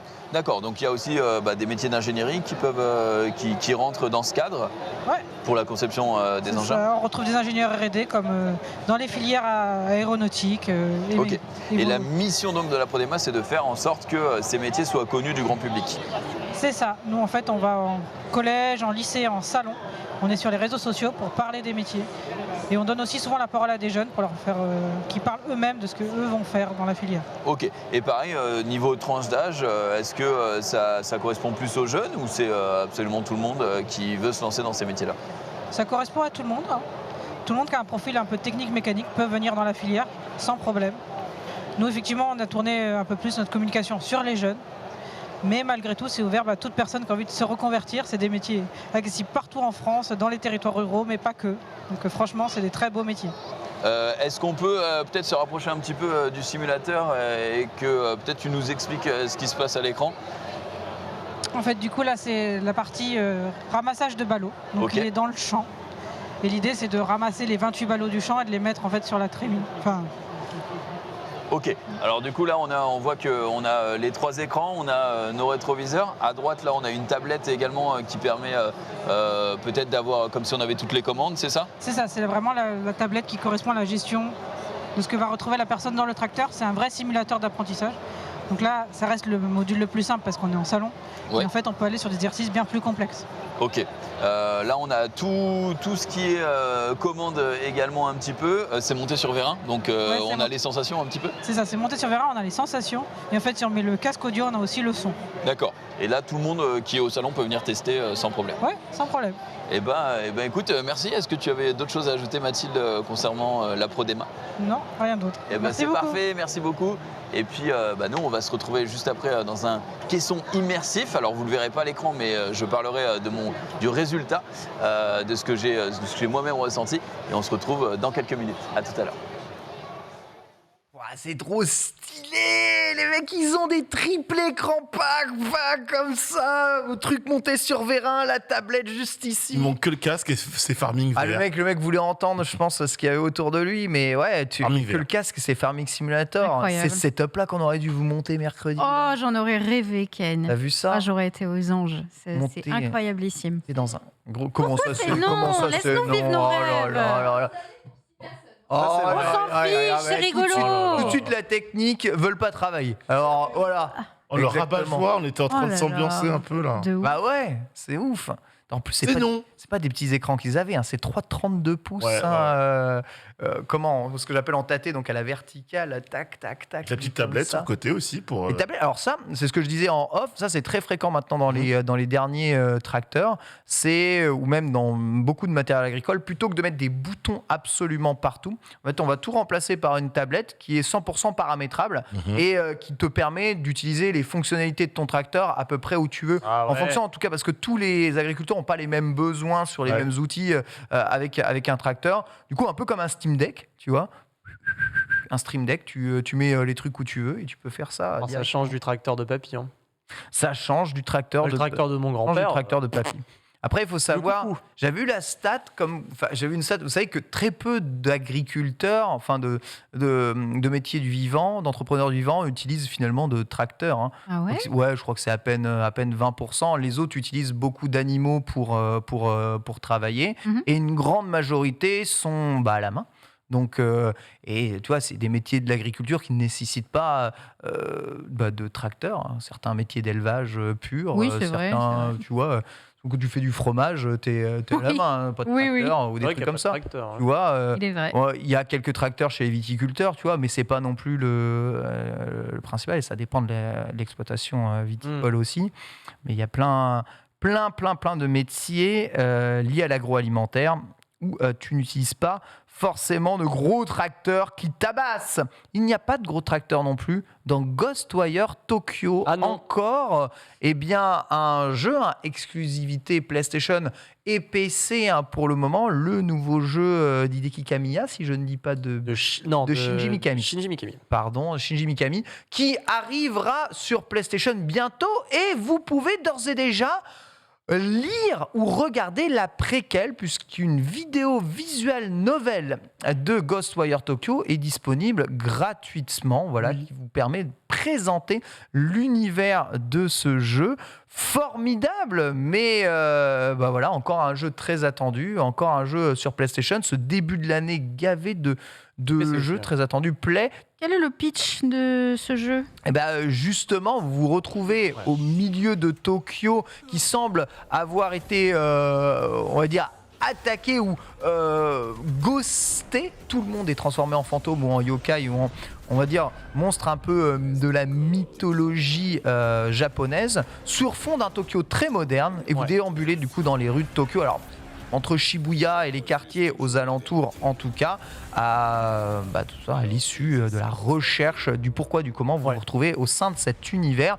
Donc c'est un jeu sombre, mystique et on va dire assez terrifiant. Ça a l'air glauque un peu. Thriller. Ouais. Ça a l'air glauque. Alors c'est pas le plus glauque de Shinji Mikami parce que c'est notamment c'est le studio qui a fait The Evil Within, qui était sur un autre registre, mais on sent que Evil Within 2 a donné les vibes de ce jeu, parce que pour ceux qui ont joué à Evil Within 1 qui est quand même un couloir, Evil Within 2 on est plus sur une map ouverte avec des points d'intérêt et un mélange de survival horror. Donc là on voit bien que c'est la patte de Shinji Mikami. C'est un jeu qui est très attendu parce que mine de rien avec son studio ils font quand même de très jolis jeux et des jeux qui sont très bien reçus. À noter quand même que Ghostwire Tokyo, Tango Gameworks aujourd'hui appartient à Zenimax et que du coup c'est une exclue PlayStation 5 pour l'instant, il sortira sur PC également, donc exclu console PS5 pour l'heure. Moi je suis pour le coup assez emballé par ce jeu depuis qu'il a été montré à l'E3 2019. Vraiment hâte de pouvoir mettre mes mains dessus. Voici le visual novel qui va vous présenter en tout cas l'histoire du jeu. Donc on rappelle, quand TPK parle de Zenimax, il parle évidemment de la société qui détient Bethesda, qui a été rachetée par Microsoft. Donc ça fait partie des jeux comme Deathloop, qui sont aussi chez Zenimax, qui sont dans des contrats d'exclusivité console PlayStation dans leur création et qui, au bout d'1 an ou 2 ans, en fonction de ce que le contrat a décidé, sortiront et passeront donc, vraiment sous le label de jeux Microsoft et très probablement rejoindront en tout cas le Game Pass. L'horreur et le désespoir, les fantômes, les yokai Sunday. L'horreur, le désespoir. Ça donne envie de jouer tout ça. En vrai, ouais. En vrai, oui, moi, En fait, tu moi vois, qui te proclame Pipou suprématie, mais j'avoue qu'il y a un côté un peu... Sans le côté kawaii god, c'est Danganronpa un peu. Hein. Bah, ce côté Slenderman et tout, même il y a des vibes, il y a des monstres qui ont l'air qui me rappellent des Silent Hill. J'admets que ça m'intrigue et peut-être par curiosité. Le préquel qui avait aussi une DA très particulière, on va pouvoir le faire à part, c'est ça que j'ai pas. Alors, ce préquel est d'ores et déjà disponible. Il est C'est un déjà visual novel disponible. Il est en vidéo. Tu peux aller, tu vas sur le YouTube de PlayStation et tu as ton visual novel. Tu n'as même pas besoin de le. Alors, je crois qu'il est téléchargeable sur PlayStation aussi, mais globalement, ça se regarde. Le PC, ça arrivera un peu plus tard, par contre. Ouais, voilà. Exactement. Mais il fait tu vois, ça fait très Danganronpa, en tout cas le visual novel qu'on a vu. Et ensuite, le jeu, quand même, a l'air. Un peu intriguant, peut-être. Vu FPS, et ça fait longtemps qu'on n'a pas eu un jeu FPS de Shinji Mikami, mine de rien. Il est plutôt, première personne. Voilà. Accroupi avec des mains. Tu vois, et d'habitude, c'est plutôt le TPS, tu vois. Là, le fait de sauter, c'est quand même très fluide comme gameplay. Et c'est pas Shinji Mikami dans l'âme. Enfin, je dis c'est pas Shinji Mikami dans l'âme, il a quand même fait Beautiful Joe, notamment, tu vois. Mais c'est un retour à un truc plus action qui est très rafraîchissant. Tu vois, il s'est pas juste endormi sur la formule de The Evil Within avec un énième survival horror. On a vraiment, je trouve, une formule qui est 100% originale et créative. Et moi, c'est tout ce que je là, t'as une barre de vie, t'as de la magie. On sent que t'es pas limité en ressources. C'est pas un survival horror le jeu. Hein. Non, ça a pas l'air en tout cas. C'est vraiment. Et Tokyo, quoi. Ça a l'air très cool en vrai. Coup de sort, il n'y a pas de flingue, il n'y a pas de machin, ça change. Ouais. C'est trop bien et tout. Et puis ce côté un petit peu enquête dans le jeu aussi. Parce que, du coup, j'ai regardé un petit peu le pitch du visual novel. Donc on va enquêter sur une disparition mystérieuse qui va amener d'autres choses incroyables dans l'histoire. Moi, ça me. C'est vrai que ce début d'année, il y a trop de jeux à faire. Mais, c'est ouf. Hein. Mais en vrai, j'aime beaucoup la DA, j'aime bien le concept, ça a l'air assez stylé. Ouais, c'est encore un gros jeu de ce début d'année à mettre sur le compte de la PlayStation. Hein. Franchement, c'est 2022, c'est le début. La PlayStation 5, ça y est, ça commence. C'est parti, mon gars, c'est lancé. Tu peux y aller. Tu l'avais avant, tu t'ennuyais, tu l'as maintenant. C'est bon, normalement, elle est censée. L'année dernière, on disait pas ça. Hein. Ah ouais, non. La PS5, non, mais c'était sûr. Après, PLS. Le confinement a évidemment fait chier. C'était les raisons invoquées, c'était la Covid. 1 an et demi quand même. Ouais, 1 an et demi. Mais là, on est dans l'action horreur, tout à fait. Et oui, le joueur, certaines attaques dans le chat, tout le monde n'est pas extrêmement parfait dans son gameplay. C'est absolument incroyable. Mais probablement que vous êtes tellement trop fort derrière votre écran que c'est pour ça que vous ne partagez pas votre jeu. En tout cas, Ghostwire, ça arrive avec la com tout autour, ça régale encore. Il va falloir faire peut-être des choix, même si actuellement il n'y a pas de tests de Ghostwire Tokyo qui sont sortis, donc on n'a pas trop d'idées sur la durée de vie du jeu, qui est quand même un peu demandé, parce qu'on est quelque part un peu dans un monde ouvert, alors dans lequel il va y avoir des zones fermées, mais en tout cas on se déplace un peu librement dans les rues de Tokyo, assez bien fait. Donc on verra. Petite brève à propos de Stalker 2, repoussé une date indéterminée. Sortira-t-il? Oui, ça je te le garantis, oui. Ah ouais. Ok, on est d'accord. Est-ce qu'on a envie qu'il sorte? Ah, tout de suite? Bah non. On n'a pas envie qu'il sorte. Bah maintenant, là, non. Ah si, par contre, alors... géopolitique mis à part, Stalker, Stalker 2, ça reste un événement. Et je vous rappelle quand même que c'est le jeu, je pense, dans le top 3 des jeux qui ont fracassé la gueule de tout le monde visuellement à l'E3, les gars. Ah ouais? C'est vraiment, mais bien sûr, Stalker 2, souvenez-vous de comment il a été reçu visuellement. On s'est dit, mais bordel, mais c'est ça la claque graphique next-gen, tu vois. Et Stalker, c'est vraiment une licence qui est adorée et avec raison. Aujourd'hui, effectivement, bon, le contexte de l'actualité fait que c'est pas forcément le meilleur moment pour sortir ce jeu, même si c'est absolument en dehors. Oui, j'avoue, c'est ce genre d'ambiance. Ah ben oui, Stalker, la base de Stalker, ça prend quand même racine sur Tchernobyl. Oui. Voilà, sur la centrale nucléaire de Tchernobyl. C'est le pitch du jeu. Et donc, une zone morte avec, de fait, des mutations et des conneries. Donc, c'est vraiment un jeu qui se veut aussi horrifique, dans l'idée. En ce moment, on va dire que c'est pas forcément le meilleur moment pour parler de Tchernobyl.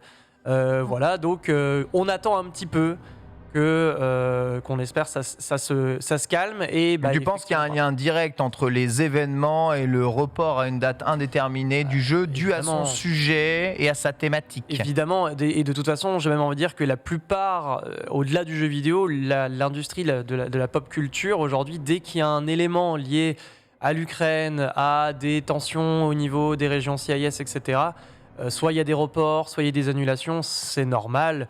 Le marketing, c'est aussi une affaire d'actualité. Et si tu as des mots-clés qu'on retrouve dans des sujets très négatifs dans ton produit alors que tu n'as rien demandé, malheureusement, il se peut que ça soit très mal reçu. On vérifie. Mais alors attends, mais est-ce que c'est pas un studio en Il me semble Ukraine? que c'est un studio ukrainien aussi. Donc ils peuvent juste pas travailler. Ah oui, non, mais de toute façon, on est d'accord là-dessus. Mais si tu veux, Stalker 2, alors j'avais plus la date de sortie initiale, de toute façon. 8 décembre 2022. 8 décembre 2022, typiquement, voilà. Donc évidemment que lié au studio ukrainien et en plus au pitch de base. Ouais.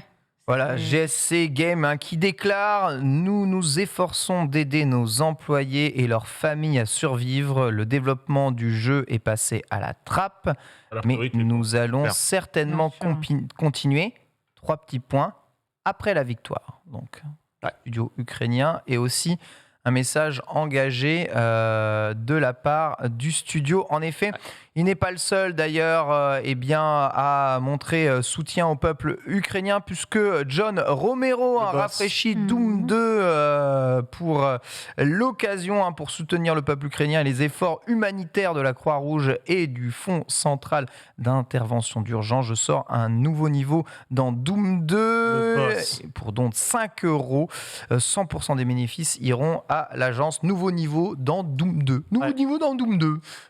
Doom 2, c'est le trésor de jeux vidéo. C'est vraiment la communauté de modeurs sur Doom 2, elle est immense et il y a souvent des packs de niveaux qui sont, parce que l'éditeur de niveau est vraiment exceptionnel et John Romero est, je pense, ce qui peut se rapprocher le plus de l'être humain suprême aujourd'hui.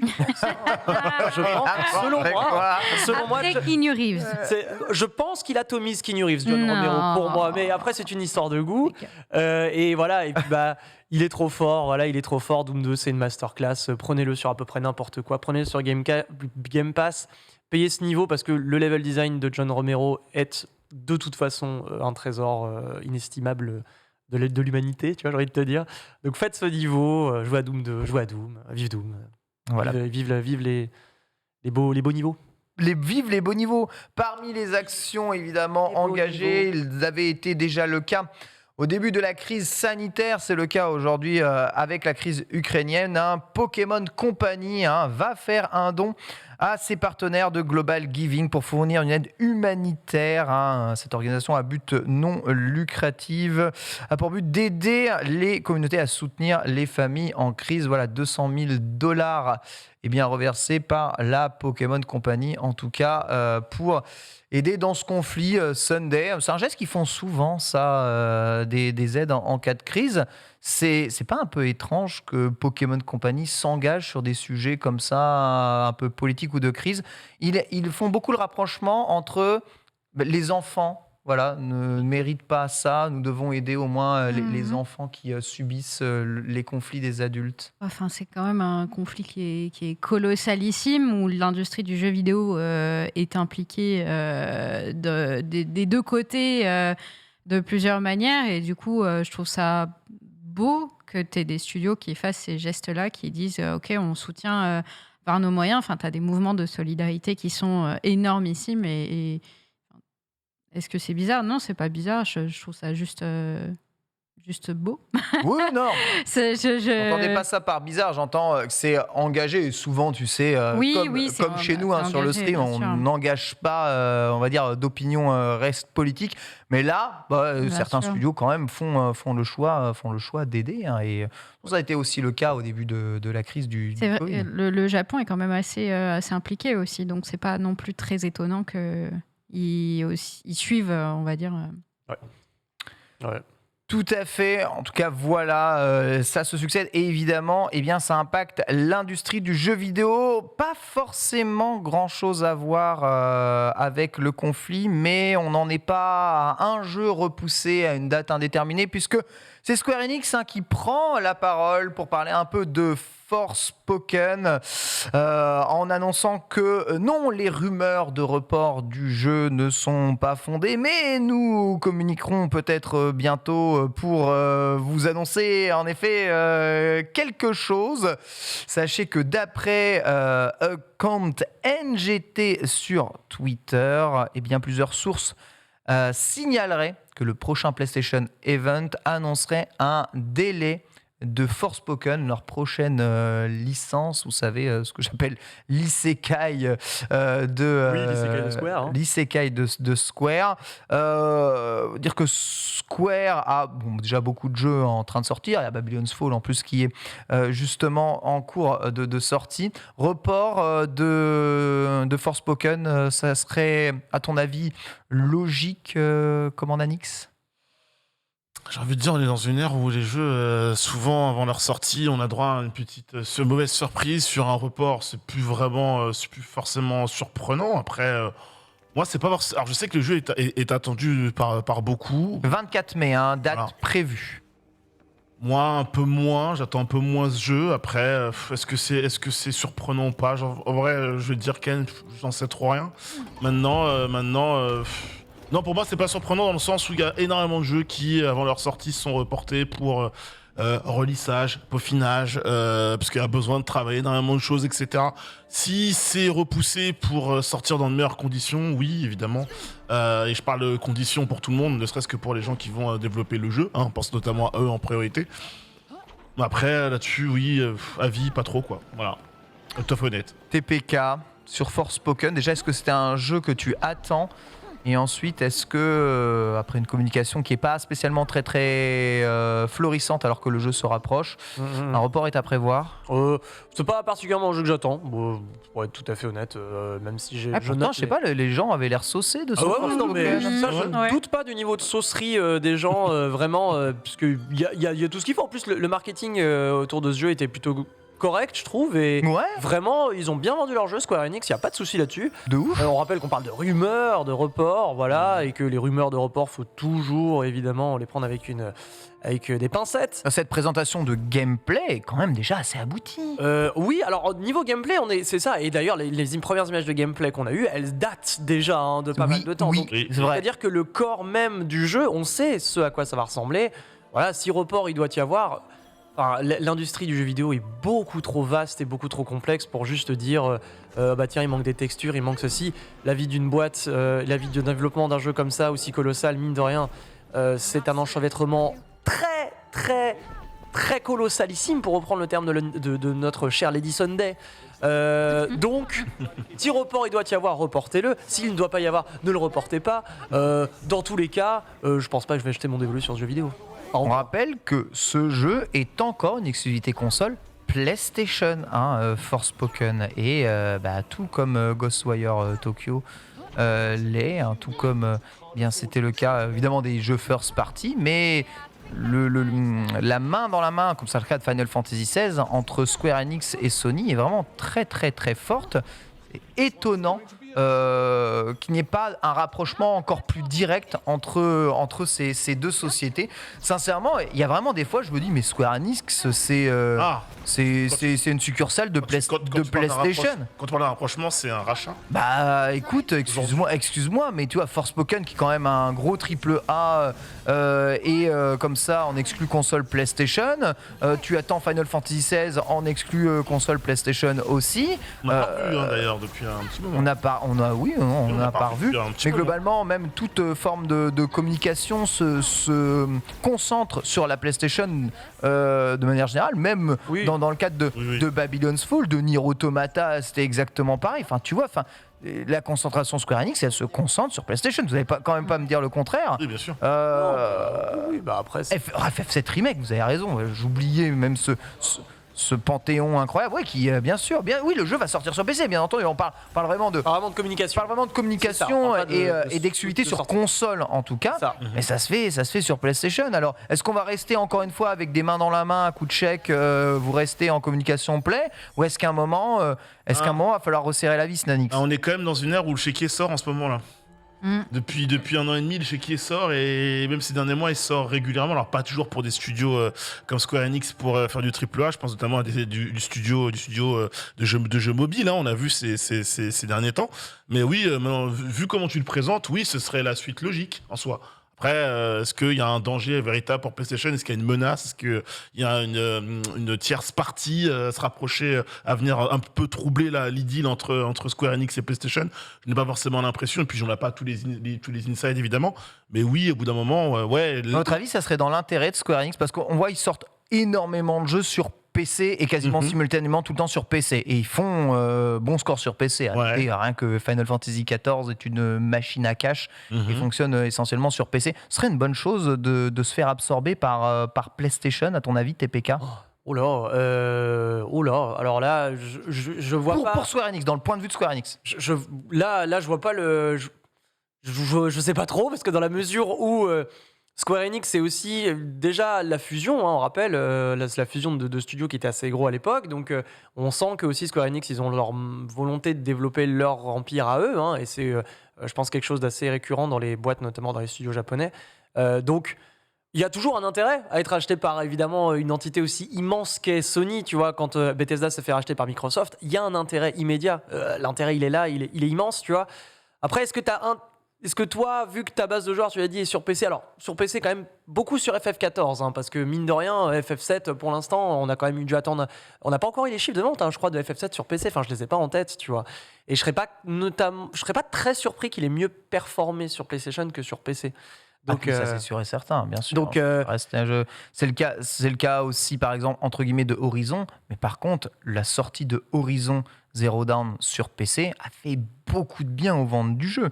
Ils en ont revendu encore plus d'1 million, il me semble, permettant au jeu de dépasser les 20 millions de ventes sur l'ensemble de son existence. Pareil pour God of War. Les sorties sur PC décalées, ça marche d'en faire. Les gens repaient ou les gens achètent les jeux une fois qu'ils sont sortis sur PC. Toi, quitte à choisir, Sunday, tu fais plutôt les jeux sur console ou sur PC? Un PC. Sur PC, tu parles à quelqu'un qui a une Switch et un PC et qui peut donc jouer absolument tout grâce à ce système-là. Non, meilleur système. On va voir qu'un PC émulait la Switch aussi. Oui, aussi, je pourrais faire ça. Mais je passe sous un tunnel, je ne t'entends plus. Non, mais PC Master Race, moi, tu vois, les guerres de console, je t'avoue, je suis un peu en mode... Donc toi, l'éventualité d'un rachat de Square par Sony, ça t'arrange pas du tout, en fait. T'aimerais pas que leur jeu soit que sur Play? Absolument pas. Moi, si la suite des Nier, ils sortent que sur console, je hurle, je me fracasse le crâne. S'il vous plaît, qu'on puisse continuer à y jouer sur PC. Et jouez avec votre caca dans votre coin, les consoles là, tapez-vous dessus. Mais ça c'est bien dit, ça. Laissez-nous s'il vous plaît. C'est bien dit, continuer à jouer. Vous êtes nombreux à souligner dans le chat que Square Enix développe beaucoup de jeux mobiles, développe beaucoup de jeux aussi pour Switch en exclusivité, mais c'est des entre guillemets petits jeux. Les gros AAA, c'est pas Octopath Traveler, on en est bien conscient. C'est pas le portage de Chrono Cross. C'est pas le portage de Front Mission. Non. On sait très bien que soit on fait la main à des petits développeurs nouveaux dans la boîte avec ces projets-là, soit voilà. Mais quoi qu'il arrive, on verra de quoi demain sera fait. Mais c'est vrai que les studios japonais restent pour le moment très, très, très imperméables aux rachats, aux absorptions, sauf les tout petits studios consolidés et souvent par des boîtes japonaises, les consoleux. Oui, c'est vrai, cette espèce étrange qui rapporte beaucoup d'expérience dans Elden Ring. D'ailleurs, si vous avez une horde de consoleux dans Elden Ring, vous pouvez les farmer à côté du camp. Et ça rapporte pas mal d'expérience. Laissez-les. Ironiquement parlant, si vous tuez des consoleux dans Elden Ring sur PC, vous avez une chance non négligeable que votre jeu freeze. Nous sommes avec Junpei sur le stand entrepreneur du vivant, justement, pour un nouveau duplex en direct du Salon de l'Agriculture. Junpei, tu es avec nous? Eh bien, nous nous retrouvons cette fois-ci devant le caisson immersif des entrepreneurs du vivant. Je suis avec Julie qui va nous expliquer un petit peu tout ça. Mais juste avant, je vais vous dire, je l'ai fait. Ça dure 6 minutes à peu près, c'est ça? Oui, c'est ça. 6 minutes et du coup, on y découvre dans un environnement où il y a 4 écrans plus le plafond et le sol, et bien un petit peu tous les métiers et surtout les régions aussi de la France métropolitaine et d'outre-mer. Et vraiment, il y a de très belles images. Tu vois pas mal de trucs, notamment l'agriculture céréale, bovine. On a aussi les poissons, il y a des pêcheurs, etc. Donc c'était plutôt informatif en fait, et pour donner envie finalement aux gens de rentrer dans ces métiers-là. Du coup, comme je le disais, on est avec Julie. Déjà, comment ça va?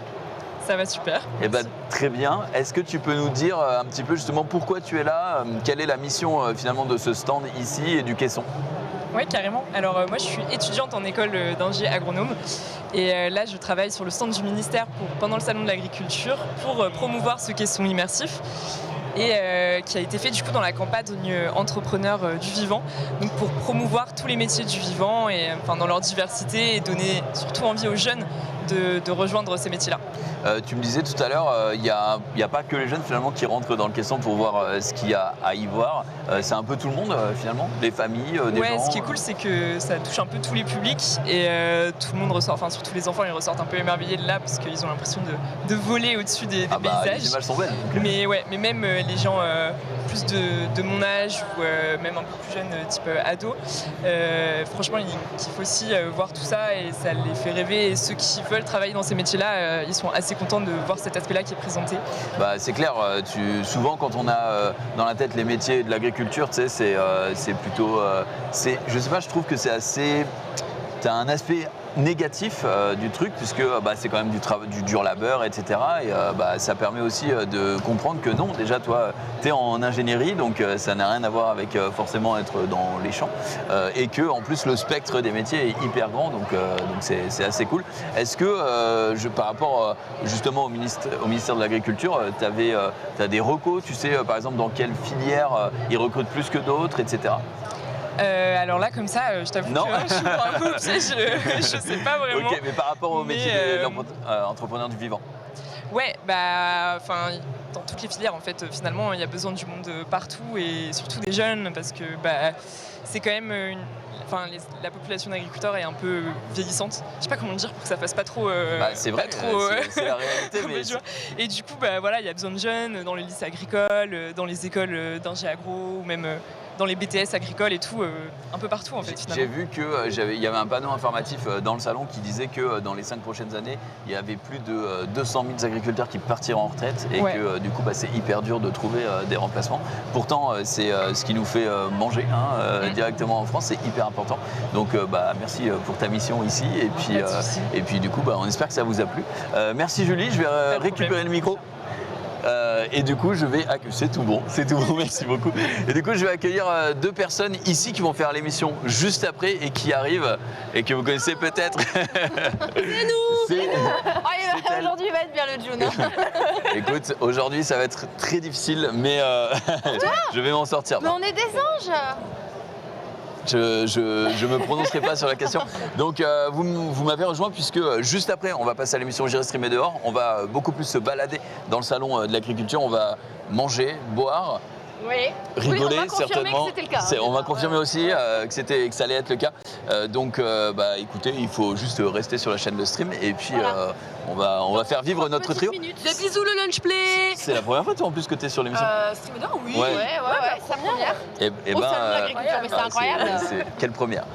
Du coup, merci. On repasse l'antenne à Ken et toute la bande. Merci beaucoup. Et puis, à tout de suite.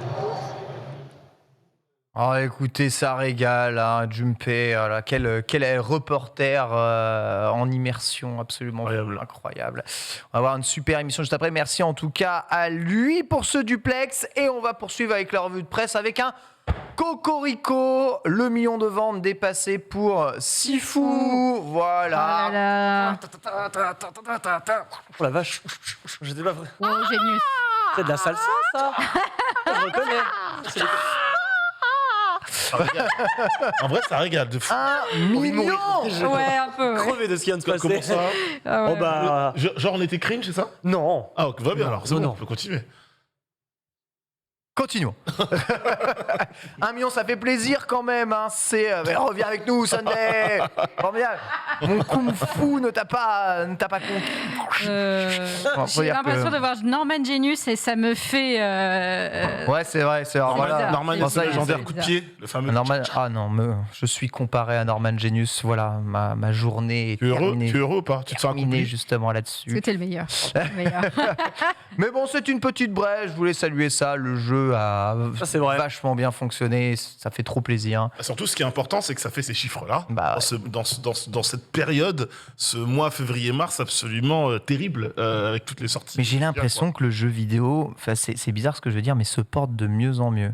Je sais pas, j'ai l'impression qu'il y a de plus en plus de joueurs, et du coup il y a de plus en plus de joueurs intéressés par des jeux qui pouvaient être niches, et les niches d'hier ne sont plus si niches aujourd'hui. Tu vois ce que je veux dire? C'est pas les conséquences positives des confinements, ça. Aussi, Oui, quelque part. Hein. Je pense que tu peux lier ça un petit peu en partie, peut-être pas totalement, mais en tout cas un peu en partie à ça, hein, ne serait-ce que tu vois les chiffres. Non, mais aussi au vieillissement de la population des joueurs, Ouais, avec les joueurs qui vieillissent et qui sont issus comme moi des années 80, avec l'essor du début du jeu vidéo. Les joueurs ont plus de pouvoir d'achat pour continuer de jouer aux jeux vidéo qu'ils n'en avaient à l'époque. Donc, eh bien, on a une génération de gamers énorme, génération qui, eh bien, se transmet évidemment aux joueurs de Fortnite et de Roblox. Donc, ça fait plaisir. Ce qui fait du bien au jeu, juste pour finir avec ça, c'est que Sifu, c'est un jeu très dur.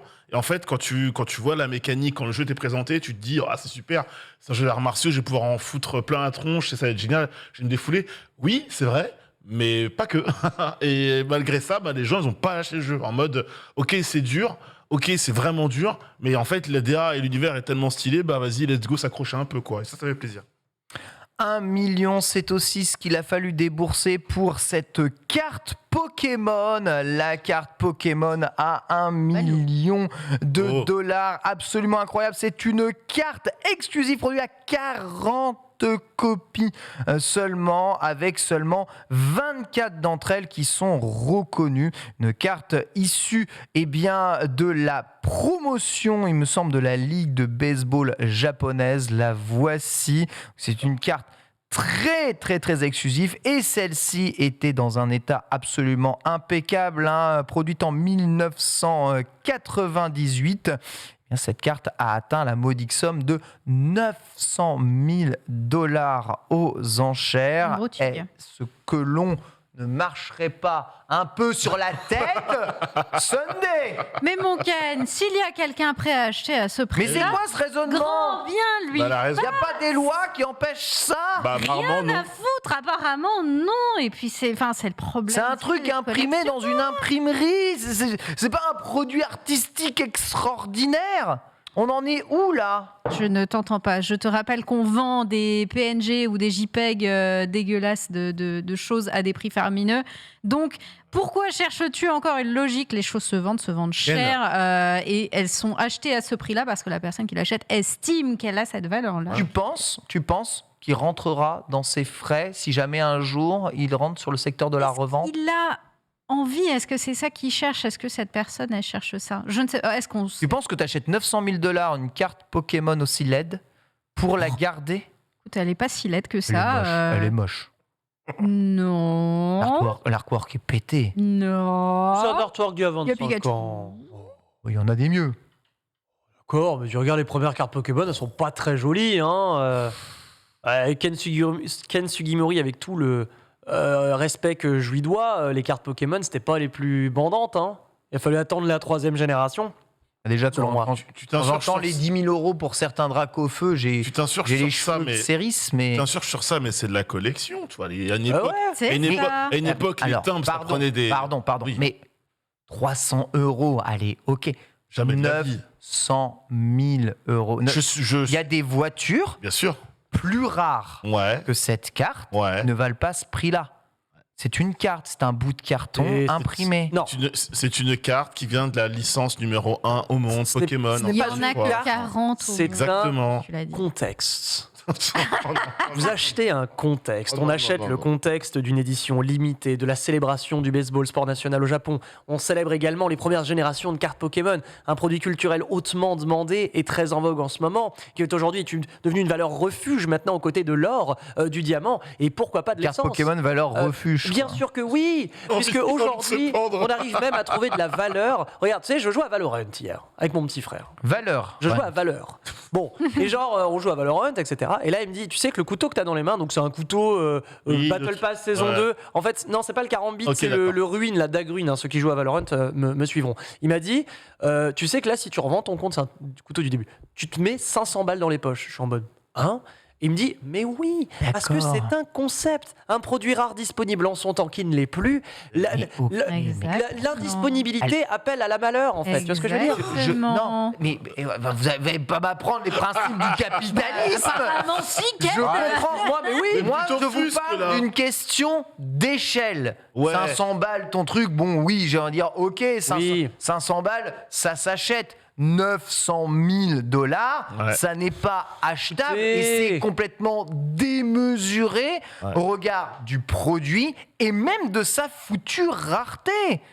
Et alors? Mais attends, mais dans ce cas, on s'offusque de tout, mon cher Ken Bogard. Bien sûr. Quand les influenceurs Twitch gagnent de l'argent sur des sommes mirobolantes pour dire regardez ce jeu, il est trop bien, bah on s'offusque. Quand tel machin, il gagne aussi immensément d'argent parce que le mec il a inventé le suppositoire, et bah viens, on s'offusque. Tu vis dans une ère où tu vis dans une ère où des gens se sont fait de l'argent en vendant l'eau de leur bain et leur paix. Mais oui, il y a des gens pour acheter parce que les mecs se disent quoi? Mais c'est exceptionnel. Excuse-moi, la valeur de l'eau du bain et du paix par rapport à la carte Pokémon rare, Pokémon, encore une fois, grosse licence mondiale. Pense à ça aussi derrière, tu vois. 900 000, le prix de ta carte. Son eau du bain dans laquelle elle a pissé, elle l'a pas vendu 900 000 balles. Bah, t'es bête alors du coup. Exactement. Exactement. Exactement. Est-ce que tu voulais cette carte? Je vois mal en quoi. Peut-être que t'es jaloux. C'est ça. La voulait. Je veux dire, c'est un mec qui a visiblement beaucoup trop d'argent qui rachète ça, peut-être, sûrement même dans le. Et mangera des pâtes jusqu'à la fin de ses jeux. Il mangera pas des pâtes parce je vais qu'il est vous probablement blindé de expliquer, je vais pâtes. vous expliquer le problème que j'ai avec ça. Le problème, c'est que ça envoie le signal que des cartes Pokémon, ça peut valoir 900 000 $. La vérité, c'est que non. Mais l'objet, l'objet, lui, non. Mais le contexte, lui, oui. Et c'est bien ça. Il faut séparer le contexte du produit. Tu sais, c'est quoi pour moi le problème? C'est pas le problème du prix de vente de la carte, c'est le problème de le fait de l'acheter. Mais tu auras toujours des gens pour acheter à des prix mirobolants. Mais justement, des cartes Pokémon, ces d'ailleurs. personnes-là créent vraiment une bulle spéculative complètement fictive, en limite aujourd'hui essayant d'acheter des objets le plus cher possible pour essayer de tirer vers le haut des valeurs qui n'ont rien à être tirées par le haut parce qu'elles ne sont produites de rien, ni ne produisent rien, ni ne font rien. Enfin, ça me rend fou. En fait, tout a une valeur finalement. Certes, je dis pas le contraire, mais je te dis, tout est une question de mesure. Mais tu me dis, cette carte s'est vendue 10 000 balles, déjà c'est horriblement cher. Mais 900 000 $, c'est quand même moins que, j'en sais rien moi, la dette mondiale à 226 000 milliards de dollars. Mais c'est une carte de 98, c'est pas non plus un Monet produit en un seul exemplaire, tu vois. Même Monet qui a des tableaux qu'il a produits, j'imagine, en plusieurs exemplaires, qui valent même plus cher que ça. Regarde, monochrome de Étienne Fours en 6, tu vois ce que je veux dire? Le monochrome blanc, tu vois, le mec il a accroché un truc, il y a un mec qui est passé derrière, il a fait « Mais c'est 8 millions, mon pote !» Et là, il a appelé son pote commissaire-priseur, ils ont fait une vente là sur le tard, il y a un mec, il a fait « Mais je te le prends à 12 !» Je te le prends à 12. Et tout le monde s'est regardé en mode mais quel beau gosse, tu vois. Et le mec il repart avec son tableau blanc. Son truc, il est intouché, tu vois, immaculé. Et il repart avec son truc à 12 millions. Ah, le mec il est allé chez Jiffy. Hein. Il a acheté le truc. Le marché de l'art, c'est quelque chose qui a quand même été produit par un artiste, même si il a juste pris une toile blanche et il a signé en de bas. C'est relou. Et alors c'est pas un artiste qui a fait l'artwork de la carte Pokémon. Mais ce n'est pas l'artwork original, c'est une reproduction à 40 exemplaires imprimée par une machine. Et alors? Mais c'est un produit transformé. On n'est plus dans l'artisanat. Là, Enfin, c'est quoi l'artisanat? Qu'est-ce que l'artisanat? Quand on produit une voiture, il y a quand même des humains qui ont travaillé juste derrière. Là, le mec qui a produit cet artwork, il touchera rien de ces 900 000 balles. Évidemment que oui. Ouais. Ah, évidemment que oui. Quand t'achètes, regarde, il y a des voitures qui se vendent à des 600, des 900, des 1 million et des brouettes. Regarde, mon père essaye d'acheter un Solex. Vous savez, c'est les mobilettes là, les vieux Solex. En ce moment. Solex, J'en ai les un, anciens, voilà. Si tu veux. Vous essayez de chercher un Solex, ça coûte la peau du cul parce que ça a pris une valeur démentielle. Ouais. Tu vois, et mon père, il veut se faire acheter son Solex, le retaper, etc. Alors qu'en Ça termes coûte- d'usage, c'est C'est zéro. catastrophique. C'est une mobilette de merde. Le truc, il avance 30 à pas. l'heure Il prend une maximum, trottinette électrique, tu Oui, vois. mais on est dans la. Est-ce que le mec qui a mis On les est dans la, rouages et on les est dans la écrous, il va gagner de nostalgie, l'argent? bien entendu, mais Elle a aussi va, une nostalgie. il va pas le payer 900 000 $. Quand je vous dis, je ne suis pas contre le fait que les objets prennent de la valeur pour leur rareté ou l'appel de la nostalgie. Je suis en train de vous dire que l'échelle est démesurée. Et par rapport à quoi Bien sûr que cette carte est produite en 40 exemplaires, elle doit valoir très probablement cher parce que c'est la plus grande licence du monde. Mais elle ne doit en aucun cas jamais valoir 900 000 $. Mais Je suis désolé. C'est comme la Nintendo PlayStation qui avait été tentée d'être vendue 1 million de dollars et fort heureusement qui a capoté ce prototype de la PlayStation jamais sorti parce que une console de jeu 1 million de dollars, on marche sur la tête complètement. Après, aussi rare soit le truc. Et pourtant on parlait de machines à 2 exemplaires produits. Tu vois, on parlait là c'est 40 exemplaires dont 24 certifiés.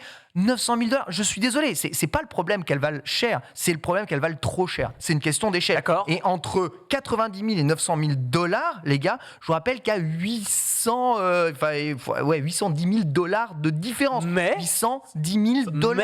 Rendez-vous compte de ce qu'on peut Il y faire a avec cet un argent. mec pour acheter. C'est ça le problème de. Donc, s'il y a un mec pour acheter, c'est qu'il y a un mec qui était d'accord Il avec devrait cette pas, valeur. ça devrait être interdit. C'est l'envers du décor de la collectionnite. C'est le mec qui est arrivé en disant c'est 900 000 $, let's go, j'y vais. Tu vois. Voilà. Et à partir de là, le monde devient fou.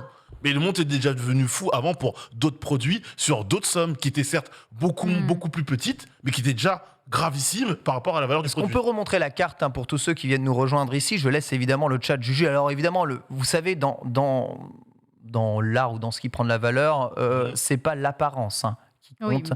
C'est évidemment Bon le exemple du contexte. monochrome. Voilà, c'est le Encore une contexte. fois, c'est le Mais notez contexte. que cette carte tu payes la marque, elle a été mise aux enchères 75 000 $. Ok. Ouais. Donc déjà, c'est très très cher, mais c'est pas 900 000. Elle a atteint 900 000. C'est ça qui est fou. Sunday, tu achètes ça? Écoute, si j'ai tellement d'argent que 900 000 $ me paraît raisonnable pour acheter une carte, écoute, I pas guess. Je pense que c'est quelqu'un qui ne vit pas dans le même monde que vous, que non, moi, non. que personne dans Mais le chat. alors le problème, c'est- c'est que je n'arrive pas à projeter ça. ces êtres humains vivent dans le même monde. On vit tous dans le même monde, Sunday. Il n'y a pas les univers On n'a pas parallèles les mêmes réalités. de docteur. Non, on vit dans le même monde, mais tu vas pas me peu dire qu'on a multivers, les mêmes réalités entre Voilà. des Mais personnes. on voilà. devrait.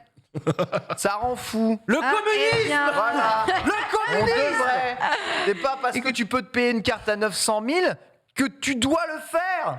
écoute, Mais si ça, lui avait envie de le faire. Mais Par ça, on l'a toujours dit, les ressources partagées, c'est bien. moi, il y a un point là-dedans, tout ça. 12 millions d'euros, un tableau blanc. Donc, tu veux dire que moi, mes costumes qui sont de l'artisanat, Mais fait oui. main unique au monde, je pourrais peut-être. Mais tu peux te mettre immensément de blé dans les poches, ma chère Sunday. Tu vois, bien sûr que vendre des oui. costumes. Réfléchissez-y, faites le tour de chez vous, de votre grenier, et regardez un peu tous les, tu vas avoir les des objets trésors, un peu bien sûr. artisanaux. Oui, mais je te dis. Revendez-les. Je te dis, si c'est des objets uniques fabriqués par des artisans, dès qu'il y a de l'humain, dès qu'il y a du travail, dès qu'il y a une Ah, de la reconnaissance d'artiste, je suis d'accord pour la prise de valeur. Je suis d'accord d'ailleurs pour même investir dans l'art, même pour stocker son argent. Je sais quoi. Là, on n'est pas dans l'art, on est dans un produit commercial imprimé à Shenzhen. Surtout que la carte, C'est elle n'est pas de la- belle de ouf non plus. Et la carte est moche, donc qu'ils en aient imprimé 40. Tu sais ce que ça veut dire? Je vais te dire ce que ça veut dire. Dis-moi. Allez, Je vais vous dis-nous dire ce tout. que ça veut dire, monsieur TPK. Allez, je vais Ça veut dire que les putains de figurines, je ne sais pas, Pikachu, du Big Mac ou du Happy Meal, Oui. ils sont sortis il y a 10 ans, vaudront 400 000 balles Et dans, oui. Et dans spoiler 30 ans. alert, Non, oui. 30 ans. Oui. Pourquoi? Parce qu'il y aura un connard qui va arriver, qui va dire, mais dis donc, mais c'est qu'il n'y en a plus beaucoup des comme ça. Je Capillairement vous parlant, ça l'achète. va plus, Ken. Là, on sent que c'est ta France. C'est Spider-Man 3. C'est Spider-Man 3. Oh là C'est le vrai là. Spider-Man 3. Bully Bogard, il est là. Bully Bogard. Bien sûr, Voilà. t'as raison de t'insurger, évidemment, mais après, est-ce qu'en soi c'est étonnant? En vrai, c'est triste à dire, mais aujourd'hui, tu t'en étonnes même pas. C'est la somme est folle, mais le fait qu'un mec claque autant de thunes, c'est même plus étonnant, quoi, tu vois. Voilà. Insurgé. Voilà. Mais insurgeons-nous. Mais l'argent, ça rend fou. Eh oui. Tu le sais, on le sait tous, on est pété de blé ici, ça nous a rendu fous. Toi, pour un truc, un objet rare, tu serais prêt à mettre combien, par exemple? Un objet rare, ça dépend quel type d'objet rare, mais j'ai déjà mis Hors carte, figurine et compagnie. Ouais, j'ai tout ça, déjà va. mis 300 € dans un jeu vidéo. Ok. Tu vois, Mais j'ai déjà mis 300 € dans un jeu vidéo, tu vois. Un jeu vidéo rare, et oui, c'est aussi une copie reproduite et fabriquée industriellement parlant. Même si c'est une œuvre, j'ai mis 300 €. C'est déjà, je trouve, tellement what the fuck, putain, mais qu'est-ce que c'est cher, c'est abusé. Mais si tu regardes en fait par rapport au prix que valait le jeu le jour de sa sortie, ça n'est que 1,2 fois le prix du jeu au moment où il est sorti. Ouais. Globalement, l'échelle est quand même relativement OK. Et d'ailleurs, dans le monde du jeu vidéo, il y a que des choses qui s'enflamment sur des Metal Slug encore originaux. Ou des tous les trucs, jeux de la Neo Geo, des trucs comme ça. Voilà, Et Neo même Geo, laisse tomber. quand je vois les Super Mario Bros encore blistés et à neuf qui se vendent à 300, 400 000, c'est du grand n'importe quoi. Ces jeux n'ont pas elles n'ont pas cette valeur-là. Elles n'ont pas. Et je regarde et je suis le marché du jeu vidéo d'occasion, ça n'a pas cette valeur-là. Et je peux vous dire que cette carte n'a pas cette valeur-là. Elle n'aura jamais cette valeur-là. Ça a la Ever. valeur qu'on lui donne. Donc c'est de la fausse valeur que l'on donne à des objets et ça baise tout le. Le même est extraordinaire. Ça baise tout le marché, quoi. Formidable. Formidable. Saucisse. Voilà, bon, c'était le coup de gueule, c'était le Google. Mais bon, Sunday achèterait cette carte à 900 000 si t'avais les moyens. Moi, 800. Hein. Non, parce que moi, j'en ai rien à foutre d'acheter des cartes Pokémon. Mais tu vois, un costume unique d'un ballet fait par un créateur, machin, où il y en a qu'un au monde, bah, je mets 900 000 $ dedans. Bah ouais, voilà. Parce que c'est une pièce qui, pour moi, représente cette valeur-là. Ouais. Et à titre perso, oui, une carte Pokémon, ça vaut pas ça. Mais pour quelqu'un, ça vaut ça, c'est précieux. Moi, je suis vraiment persuadé que le mec qui l'a acheté, ça n'a pas Ou cette c'est pour de valeur la pour lui. spéculation, et dans ce cas-là, bah, écoute, C'est pour flex. donc à lui. Hein. Pour méga flex. Oh, C'est dur de flex avec ça. ah, quand tu même, hein. bah si, pourquoi? Tu le dis ouvertement, je possède. Je possède. Je suis à l'aise financièrement. Je suis à l'aise, mais je suis à l'aise. Ouais, très bien. Bah, bonne chance pour pécho avec ça. Moi, j'espère. Pécho. Non, mais pas forcément, tu flexes pas avec ça pour pécho, mais tu flexes en mode, regardez, j'ai la carte la plus chère du monde. J'ai envie de quoi. dire, j'espère qu'il perdra son argent avec l'achat de cette carte, mais j'ai même pas envie de dire ça parce que ça me dégoûte si le mec il perd 200 000 balles et que ces 200 000 balles, tu vois, il l'achète 900 000, il la revend un jour 700 000. Ça me dégoûte. Il y a 200 000 balles qui vont être envolées. Ouais. Juste parce qu'un connard a acheté une carte 3 fois trop chère. Enfin, Mais ça va mettre un commissaire-priseur à l'abri, écoute. 200 000 balles. Ouais. Bah alors, moi je mettrais 800 quand même pour garder un peu de quoi vivre. Mais vraiment. 800. Voilà, 800. Garde un petit C'est bien conseiller financier. T'étais de bonne humeur, mon Ken, là, je te sens. On va mais pas- parler pognon, ça le rend, ça le rend grognon de parler pognon. un petit peu. La dernière fois, il a vu le menu à la cantine Webedia, je peux te dire, il est remonté. Oh putain. 5 balles, ils se foutent de ma gueule. Le veau, c'est pas ça que ça vaut. C'est remonté, hein. Mieux vaut donner au Battle Fort. Évidemment. Exactement. Bonne nouvelle, le Stunfest est de retour. Voilà, on va quand même parler de bonnes nouvelles après 3 ans de Covid et autres situations difficiles. Le Stunfest, le grand rassemblement vidéoludique de Roison revient fin mai. La programmation à la fois de Stunfest est disponible sur leur site et notamment ce qui intéresse moi et TPK, la programmation jeux de combat, Guilty CVS2, Smash Bros Ultimate, Windjammers 2. Ouais. On sent que c'est quand même pas la Z-LAN hein. Ici, Breakers Revenge, Samurai Shodown, Dragon Ball Fighters, Street 5, Street 3, Street 2, Street 3, KOF 15 et le Stuntacus, cette extraordinaire épreuve qui consiste à tirer un jeu aléatoire dans une boîte et à s'y affronter dans un tournoi en élimination directe. Formidable, 21-22 mai, tout est gratuit pour le free play, ça régale. Ça régale. Et bien ensuite les entrées avec autour de l'événement, bien entendu, conférence autour du jeu vidéo, salle spéciale pour les finales et un nouveau lieu pour le Stunfest. TPK, très bonne nouvelle enfin. Ah bah oui, parce que le Stunfest, c'est quand même l'un des trésors de tournois de chez nous. en France, hein, j'entends. Un tournoi qui est très très plébiscité, tant pour son ambiance. Vous savez, c'est le tournoi où généralement, devant la scène, il y a des transats. Généralement, on visualise ce moment-là. Il y a de la pinch aussi, non? Non, il y a du cidre. Ok. Ils n'ont pas le droit à la vente d'alcool, donc du coup, ils passent par le cidre. Et c'est très cossu. Et oui, bon. donc j'ai pris je me suis peinté au cidre au Stunfest déjà, pas mal. Ça m'a coûté cher, mais j'y suis parvenu, j'étais éméché. Avant au la Stunfest. crise de foie. Avant la crise de foie. Non, c'est une très bonne nouvelle parce qu'on avait un peu peur du Stunfest. Voilà, ils ont essuyé des épisodes un peu dramatiques où il y avait des déficits au niveau des déficits budgétaires à une année. Puis on a eu des changements, puis le Covid, etc. Donc là, ils sont de retour, ça fait du bien. On va pouvoir tous se retrouver là-bas en Bretagne, en Ille-et-Vilaine plutôt. Et ça fait du bien parce que là, la line-up de jeu, vous l'avez vu, elle est vraiment fantastique. Voir Kekun sur Windjammers 2 et Breakers Revenge sur la scène, moi, c'est tout ce que je demande. C'est le retour à la vie d'avant, quoi. Galette saucisse, cidre et transat devant CVS. Avec le message, c'est le retour à la vie d'avant. J'avoue. Moi, c'est tout ce que ça m'évoque et ça fait du bien et j'ai hâte de voir tout le monde là-bas. Aura-t-on la chance de te voir au Stunfest Sunday? On n'aura pas la chance de me voir au Stunfest. Je suis déjà bien occupée ce week-end. J'aurai besoin de longtemps pour me remettre après ce week-end où on va se donner à fond pour le Battle 4. C'est le 27 et 26 mai. Hein, oui, mais quand je te dis qu'il faut que je me remette longtemps, il faut que je me remette longtemps. Ah ouais. J'ai 6 mois de cooldown, tu vois. Ah ouais. 6 mois de cooldown. Non, et puis moi, tu vois, les jeux de baston, bon. Ouais, alors, on le rappelle, le Stunfest, c'est un événement autour du jeu vidéo. Il n'y a pas que des jeux de baston du tout. Il y a quand même beaucoup de jeux de baston. Oui, mais c'est un événement sur le côté. C'est un événement sur le côté. C'est aussi une occasion pour des développeurs français de montrer leurs jeux, par exemple. Il y a tout un événement autour du speedrun autour. Il y a des conférences autour du jeu vidéo. Il y a des présentations de super play de différentes nationalités dans le monde. Le Stunfest, ça n'est pas qu'un tournoi de jeux vidéo. Hein. C'est bien plus que ça. Je vais même te dire que je pense que ce que je préfère au Stunfest, c'est les conférences, je pense. Les conférences de vidéo sont systématiquement des bangers. Genre vraiment, c'est incroyable. Celle qui t'a le plus marqué, là, comme ça La triche. La tricherie, dans le concept de tricher dans les jeux vidéo, il y a beaucoup de conférences que j'ai adorées, vraiment. Même des conférences où tu étais, j'ai beaucoup écouté. J'ai participé à pas mal de conférences du Stun, moi, bien sûr. Et franchement, c'est toujours un très très grand moment. Souvent l'idée par cœur de Vandal, du coup, qui lui connaît un rayon là-dessus avec des gens incroyables. Mathieu Triclot, parmi lesquels que j'avais découvert aux conférences du Stunfest, un philosophe qui opère beaucoup dans le milieu du jeu vidéo également.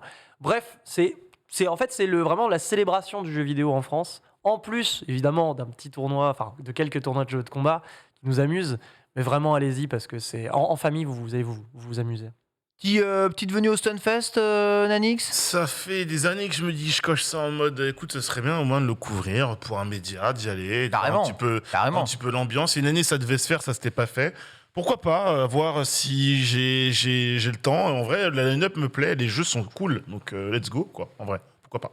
Voilà, je vous rappelle, le Stunfest, c'est aussi un endroit où vous pouvez venir totalement en famille, passer des jeux de combat est trop cool. Excellent moment. Voilà, il y a plein de bornes en free play partout, des jeux vidéo en free play. Vous pouvez vous poser dans des transats, mater des démonstrations de super play avec des mecs qui terminent Dodonpachi Daioju sans prendre une seule boulette à une main, les yeux bandés, c'est ça. sans son, bourré, enfin vraiment. Bourré. Et je vous rappelle qu'on est en Ille-et-Vilaine. Voilà. Et des galettes saucisses. C'est-à-dire que c'est à Rennes, donc vous allez avoir des hôtels qui coûtent que dalle et de la bouffe qui coûte que dalle.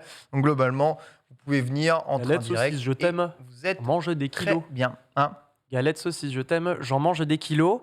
Est-ce que c'est grivois après? Non, c'est pas grivois. Et justement, avec du lait Ribot. Avec du lait Ribot. Mais je sais plus, les Bretons, vous me. Probablement un truc avec un Queen Yaman ou quelque chose du genre. J'en mange des kilos. Le chat l'aura. Tout à fait. Cette émission touche à sa fin. Visiblement, il y a un tweet à afficher, bien entendu. Vas-y, mon bon. Mon bon Polo, voilà, à suivre. J'irai streamer dehors en direct ministère de l'Agriculture et surtout, on va aller chercher les ingrédients pour la cuisine de ce soir, puisqu'on va cuisiner des plats directement issus du salon de l'agriculture et ça régale absolu.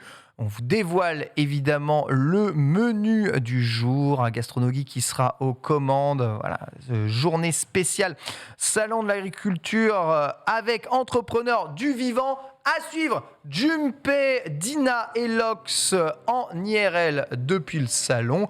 Merci à toutes et merci à tous de nous avoir suivis. Merci Sunday, merci Nanix, merci TPK. On se retrouve avec Sunday tout le week-end sur le Battle 4 quelque part. C'est ça. Galactica, un peu, au Stade de France. Oui, un petit peu. Au Stade de France, voilà. Effectivement. Pour une levée de fonds pour handicap international, tout à fait. Pour passer des bonnes heures de stream tous ensemble. Bisous à toujours, le plaisir de vous retrouver lundi sur l'antenne du stream dans le Lunch Play. Bien entendu. Très bonne suite des programmes. Et puis à lundi. Ciao.